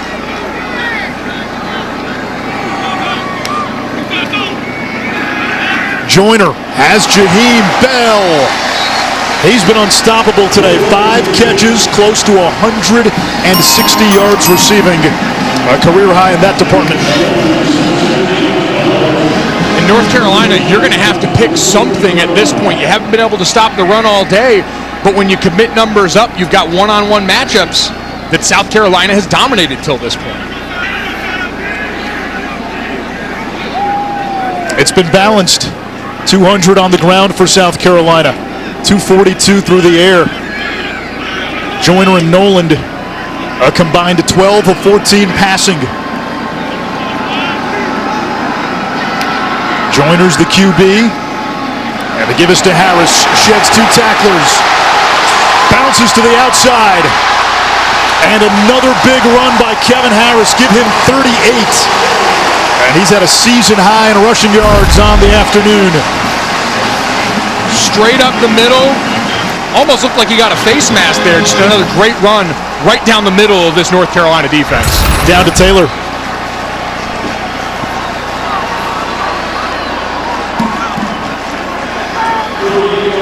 Body injury, tried to go. It was too painful, so I'm told he is likely out for the rest of the game. That's huge. Mike, you mentioned communication being so critical for this defense. That's the guy. Mack Brown said he's one of the 2 most impactful players on this team. A huge loss as your signal caller in the middle. McDowell got away from Gray before he's taken down. Chris Collins with the tackle. There's Jeremiah Gimmel, 3rd team all-conference, 2nd on the team in tackles.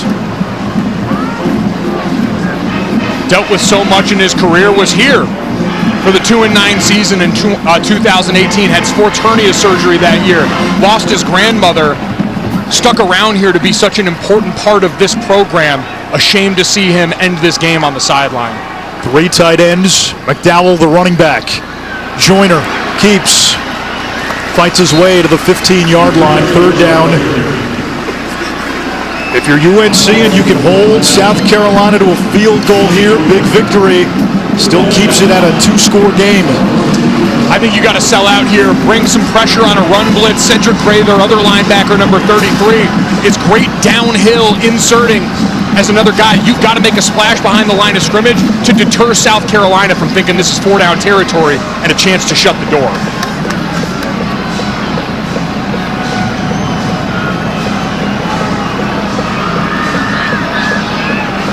Gamecocks looking to the sideline with the play clock winding down, and they'll use a timeout.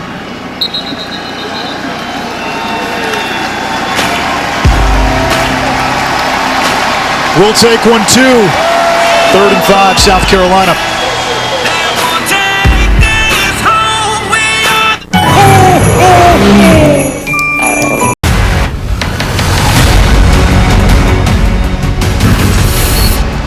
College football semis tomorrow. This, though, the highest stakes bowl game outside of the college football playoff.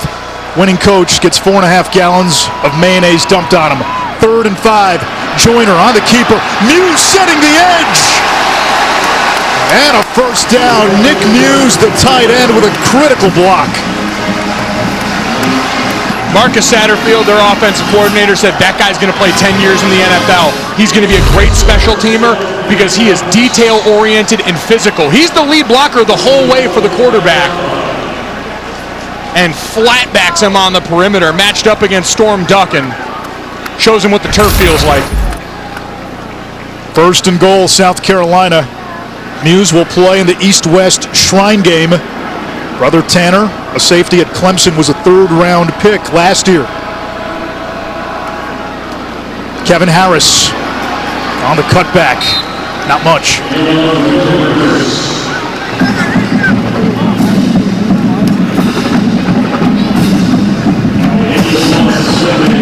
Again, for South Carolina, they're able to keep the personnel relatively consistent. See Xavier Leggett back on the field now. But you got big bodies, and they are letting the entirety of that play clock wind down, Anish.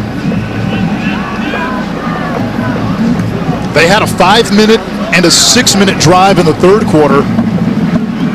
This drive has gone on for 5+ minutes. Harris hammerheads inside the 5, 3rd and goal. Mike, I know a field goal puts you up 14, but if you don't get it here, let's say you pick up another yard or 2. Do you go for it on 4th, saying, hey, that's a chance to win the game?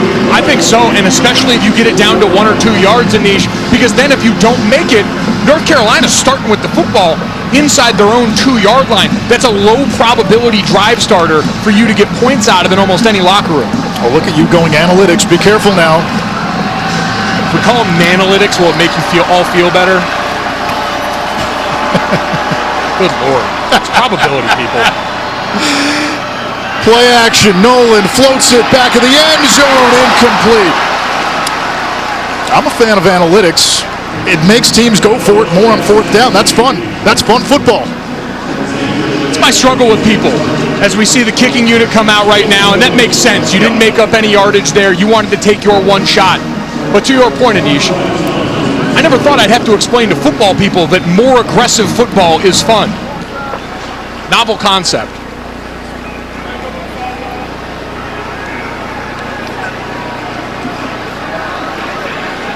A 22-yarder for the reliable Parker White.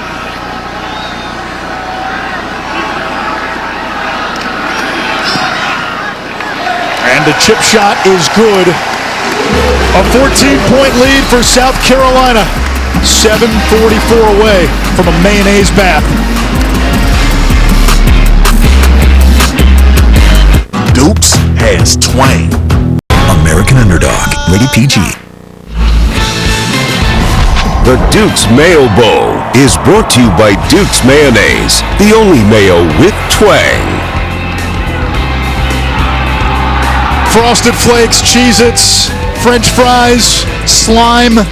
Every saga has a beginning when the bards and the poets sing about this game and what's going to happen in the aftermath. That's the context. That's the history. That's what got us here. You look at non-traditional baths after the game and say, why? I dream of foods that we could dump out of those buckets and say, why not?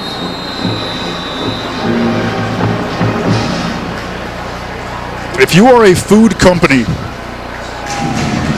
start getting on some bowl sponsorships, huh? I'm saying, the Dukes people understand. They understood the assignment coming into this. They're ready to get that winning letter grade. They got some extra credit, too. Tomorrow, college football semifinals. All sorts of ways to watch the main telecast on ESPN. You want Georgia Hometown Radio. Got the SEC Network, same for Alabama. We have the All-22, Command Center, Skycast, Hometown Radio for every team. So many ways to do this. The Skycast going to have a little bit of added flavor to it this year?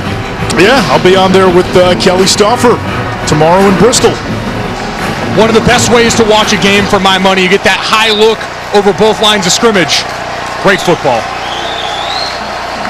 Carolina, North Carolina, down 2 scores.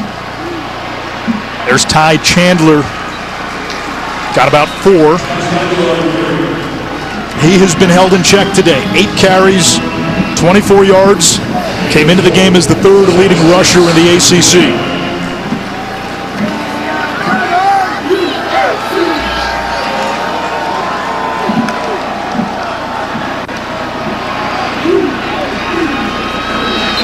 Third and 1. Down 14, 7 and change left. It doesn't have to be full 2 minutes, but it's got to be a sense of urgency in between plays right now. As you see Sam Howell going no huddle, getting them lined up. Chandler out, British Brooks in. Brooks bullies his way for the first down. First third down conversion of the game for UNC, and it comes with less than 7 minutes in regulation. And how about British Brooks, the last 3 games versus the first 39 of his career? Been remarkable. He's shown up as a pass protector for them, really a guy who built himself up on special teams and now contributing to this offense. Big role for him next year. Howell taken down by Damani Staley. Deuce Staley's son. And Damani stepped in big time this year when Sherrod Greene, South Carolina's top linebacker, suffered a season-ending injury. He's been a stalwart in the middle of that defense. Got matched up with the guard, number 73, Marcus McKeithen. Doesn't say a whole lot. Lets the action speak. 2nd and long for North Carolina. 4 sacks by South Carolina. Howell's pass tipped. Incomplete, wanted downs. And it's 3rd and long. And I love what South Carolina's done on defense, Anish. 6 minutes left, you're up 2 scores. The tendency for some is to sit back. They're saying, let's get bodies up at the line of scrimmage and win this game rather than try and not lose it.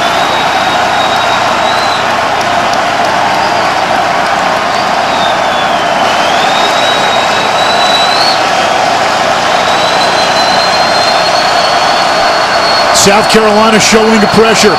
Roderick, the safety, in the box. So is Foster. Howell's pass incomplete. Tried to thread the needle. And it's 4th down. A look to the sideline.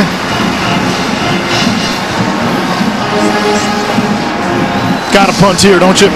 Just too far away here to think about it. You've still got 6 minutes left, 2 timeouts. You're going to rely on your defense to have to basically force a 3 and out at this point.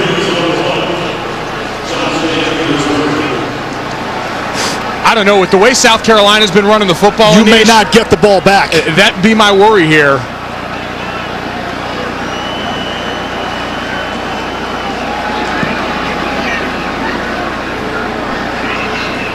Van with the fair catch at the 23.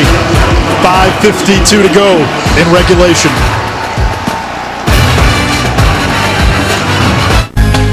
We've been waiting all year to come together. Always open at fairwayford.com.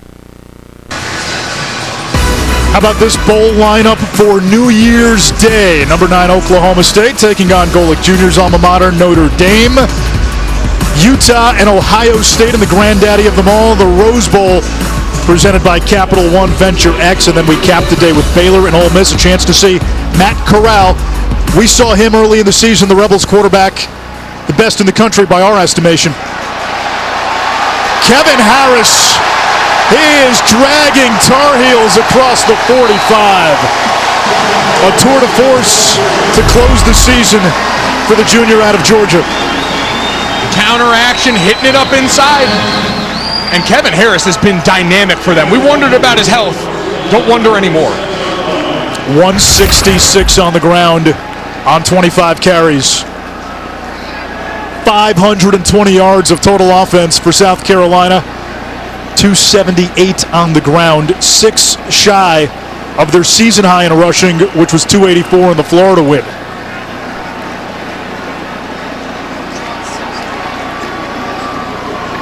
Joyner back to Harris. Down to Taylor. We've seen South Carolina be quarterback by committee today, and Luke Doty, although he's never stepped foot on the field, has been a huge part of what they're doing. He's wearing a headset, communicating to everybody on the sideline, defense, offense, O-line, wide receivers. He'll talk to coaches, and then he'll go talk to guys individually. It's what you want to see out of your quarterback. Unfortunately, not being able to play today because of that left foot injury, but still a huge part of this team. Yeah, he suffered that injury before the season started. It limited his ability to run, re-injured it in the Vandy game, needed surgery, and that knocked him out for the year. And it's been a revolving door at quarterback for South Carolina. And, Mike, we're in an age where it's so hard to have quarterback depth, because if you have a good number 1 and you've got quality depth behind them, they don't stick around long. They want to go where they can play. As we get a timeout, South Carolina is going to have some pretty strong QB depth going into next year.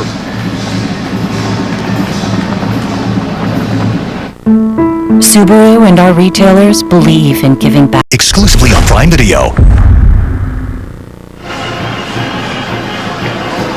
Pay close attention to this. After the game, you got to switch to the ESPN app for the Capital One post game. The reason you got to switch to the app, we've got another game following us. So we've told you all game, there's going to be a post game mayonnaise bath for the winning coach. Right now that looks to be Shane Beamer. You've got to get to the ESPN app for that. More details after this play. Joyner rolls to his right. He's got a first down inside the 40. Taylor, you're going to be emceeing everything post-game. Tell our viewers how this is going to work. It's going to be epic, for one. So we're going to do the trophy ceremony, and then immediately following that, I'm going to escort the winning coach to a location just off of the field. There is a seat that he will sit in. He'll be doused with the mayonnaise, and we're going to get it all captured on ESPN Plus. So make sure you tune in, and hopefully I'll grab an interview with the winner as well. Pre or post mayonnaise ESPN app. Join us there. And Taylor will be sending that dry cleaning bill to Bristol, Connecticut. Or to you, Anish. I don't know. What did I do? The Carrion Joiner. Here's Kevin Harris. See Taylor at halftime, though, getting into the proper mayonnaise gear. She did. She understood. All right. We were expecting some showers today. Thankfully, they held off. The one shower we all wanted. The one coated in rich, thick mayonnaise. Hey, listen, we're in Uptown Charlotte. We're not far from a lot of really nice boutiques in South End. You got the South Park Mall up the road. Excuse to expense a new outfit, maybe. I'm just saying. I'm just talking those out loud. opportunities are there. Put the expense report through, guys. Do the right thing. Harris, what a game he's had. A marvelous redemption story in this bowl game. Flag at the 41. Personal foul. Hands to the face. Defense, number 17. 15-yard penalty added to the end of the run. First down.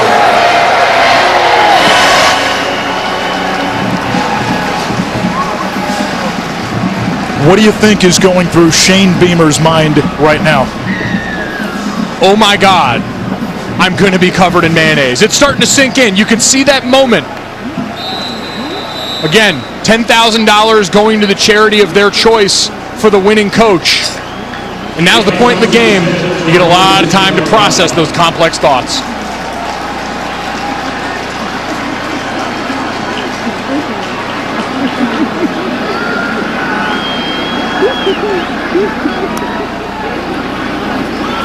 Juju McDowell caroms off one defender and then brought down in the backfield. Today's Capital One player of the game, DK Joyner. 9 for 10, 160 yards passing with a touchdown, 64 more on the ground.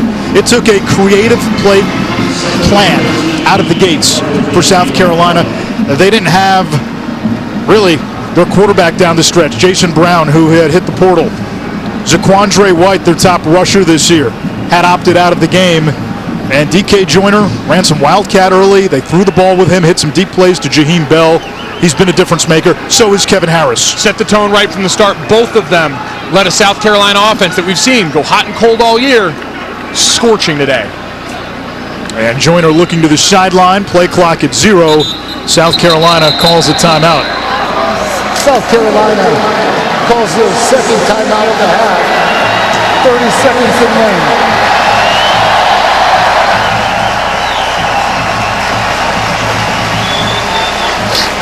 And you hear that South Carolina faithful that made the trip up here. Great turnout in Charlotte for this game. Starting to get excited about what they know is coming. What are we doing?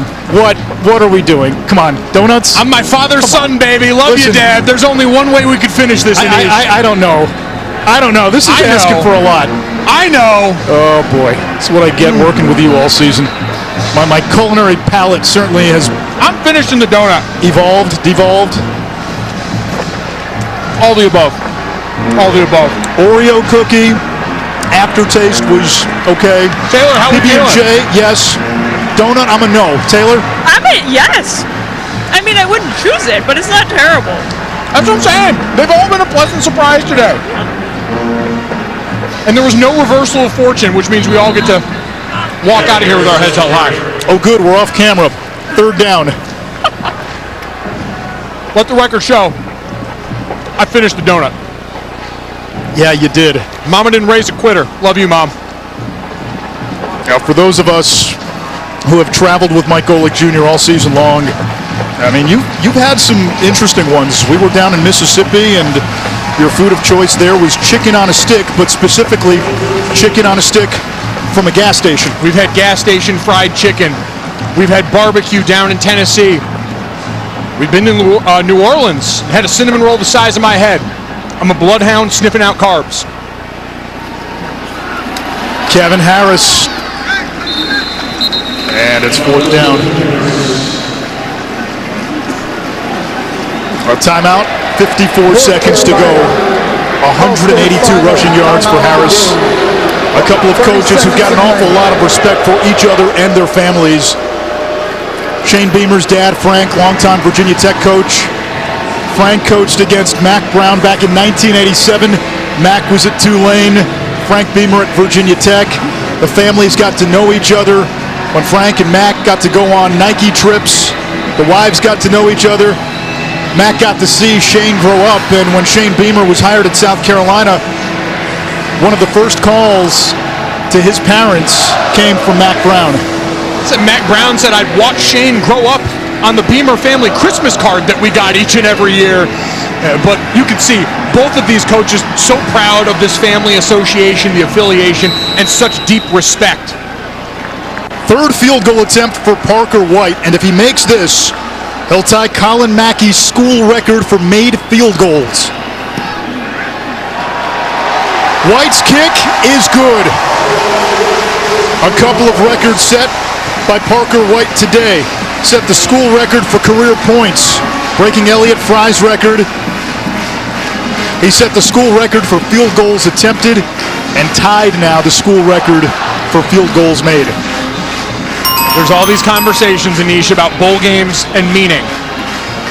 But for South Carolina, a great opportunity to springboard into next year, like we said, where they're excited about Spencer Rattler. But what you just talked about there with Parker White and so many of these players out on the field today, there was a great finish to this 2021 season that they wanted to make sure they put the proper stamp on. Now there is energy. The sandstorm is swirling in Columbia. You've got Spencer Rattler, as you said, and Austin Stogner coming in if Josh Vann comes back. Jaheim Bell looks like this could be a sign of a breakout 2022. You get a healthy Kevin Harris if he comes back. All of a sudden, South Carolina might be able to make a little noise next year in that SEC East.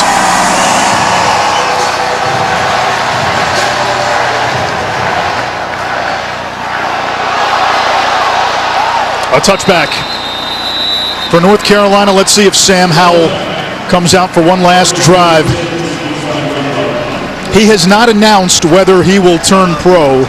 Did not want to be a distraction before the bowl game. We talked early on about why he's playing. It meant something to him. Last year in the Orange Bowl, a number of key players for UNC opted out. Howell will remain on the sideline. He's going to get a lot of hugs. Drake May, who will compete for that starting quarterback job next year, along with Jacoby Criswell, on the field for this final UNC drive. One of the first families of Chapel Hill has passed to Brooks, has dropped. Dad Mark played football at UNC. Everyone knows brother Luke, a legend for what he did on the hard court, winning a championship for Roy Williams. Had another brother, Cole, who played baseball at Florida. Shane Beamer, a lot of smiles on that South Carolina sideline, going to 7-6. And hey, for Sam Howell, his first career game in this stadium against South Carolina. His last career game potentially in this stadium against South Carolina. And who knows, as we get some flags flying, the team that plays in this building on Sundays, the Panthers, they are in the market this offseason for a quarterback. Now, they don't have a second or third round pick and maybe would have to do some maneuvering with that first round pick. But a lot of people in the Charlotte area would be pretty happy if Sam Howell was drafted by the Panthers. You saw on display all season, and even the decision to come back today, I think the hallmark for him. After the play, unsportsmanlike conduct, offense, number 5, that's his first. 15-yard penalty from the dead ball spot. It's third down. You don't want to see that at the end of the game. J.J. Jones, the freshman. Emotions running high there, but just to put a bow on that for Sam Howell, what you're going to get as an NFL team, incredible competitive toughness, right? Going in, not feeling 100% to the North Carolina State game, what he's done coming back to this bowl game. You saw it in the way he approached his role on the team this year. I think that's going to impress a lot of NFL teams as they get to look at him in the pre-draft process. Capital One post-game on the ESPN app. That's where you can see the Mayo dump on Shane Beamer. 4.5 gallons of twangy Duke's mayonnaise about to be poured on Shane Beamer. He was telling us, hey, my kids like to hug me. So It's actually a good thing this will be staged in the tunnel and not on the field, so his kids can give Dad a hug after the game. That's just the first bath today. That's just Gatorade. That was the opening act. Drake May takes off and slides down. They mark him down where he began the slide, so at the 34, a yard shy, 4th down, and that's going to do it.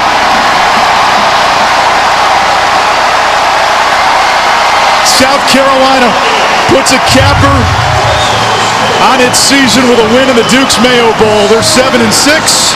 Shane Beamer, first year as a head coach, ends with a bowl victory and an upcoming mayonnaise bath. Infectious energy as we see him and a guy he considers a mentor in Matt Brown in the center of this field. Anish, the energy he's injected in this program from day one. Players talk about seeing him there early in the morning, working out, coming in, setting that tone for the team. Taylor McGregor with Shane Beamer.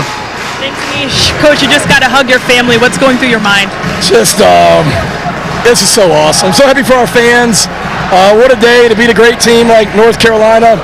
Honestly, I'm thinking, oh my God, I got to go do this Mayo bath now, to be honest with you. But man, just so proud of our players, the way they worked all month. And then to come out here, we're so short-handed at defensive back.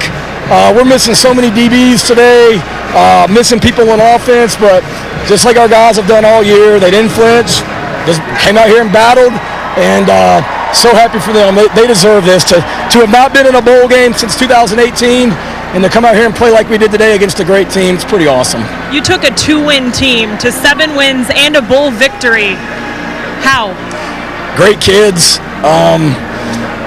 great support from the administration, and just, it's amazing what just a little bit of confidence and a little bit of joy will do, and that's what we did. We tried to build their confidence up. We talk about love all the time in this program, and I love every single one of these kids. I mean, we had a team meeting last night, and it was one of the most emotional team meetings I've ever been a part of. Just guys talking about what they mean to each other and things like that. And these super seniors to come back this year when they didn't have to, and then to lead us to a win here in Charlotte over North Carolina, it doesn't get any better than that. Your players talking about what they mean to each other. What does a Mayo bath and $10,000 to charity mean to you? It means we won, but that's about the only good thing about it, to be honest with you. I got the Gatorade, they got my son with the Gatorade, and now I got to go do the Mayo bath, so it kind of like warmed me up for the Mayo bath, I guess. We can't wait, Coach. Thanks for your time. Anish, back to you. It's not the same. It's not the same. And when you mix Gatorade with mayonnaise, Lord only knows what that will turn out to be. Go to the ESPN app. We'll have the post-game trophy presentation and the Mayo bath on the app. This was a lot of fun. They did a great job with this bowl. You're happy for Shane Beamer. North Carolina, a lot to look forward to as they continue to build this under Mack Brown as well. South Carolina, though, established a physical tone from the outset of this game here. The job they did up front, the quarterback rotation, such an impressive first bowl showing from Shane Beamer. Are we going to run downstairs to watch the Mayo bath? I'm already sprinting. Turn to the app to see the Mayo bath. But for now, we get you down to Miami with Kevin Nagandi. Anish, Gojo, thank you so much. We've got a game, 22 minutes. How about the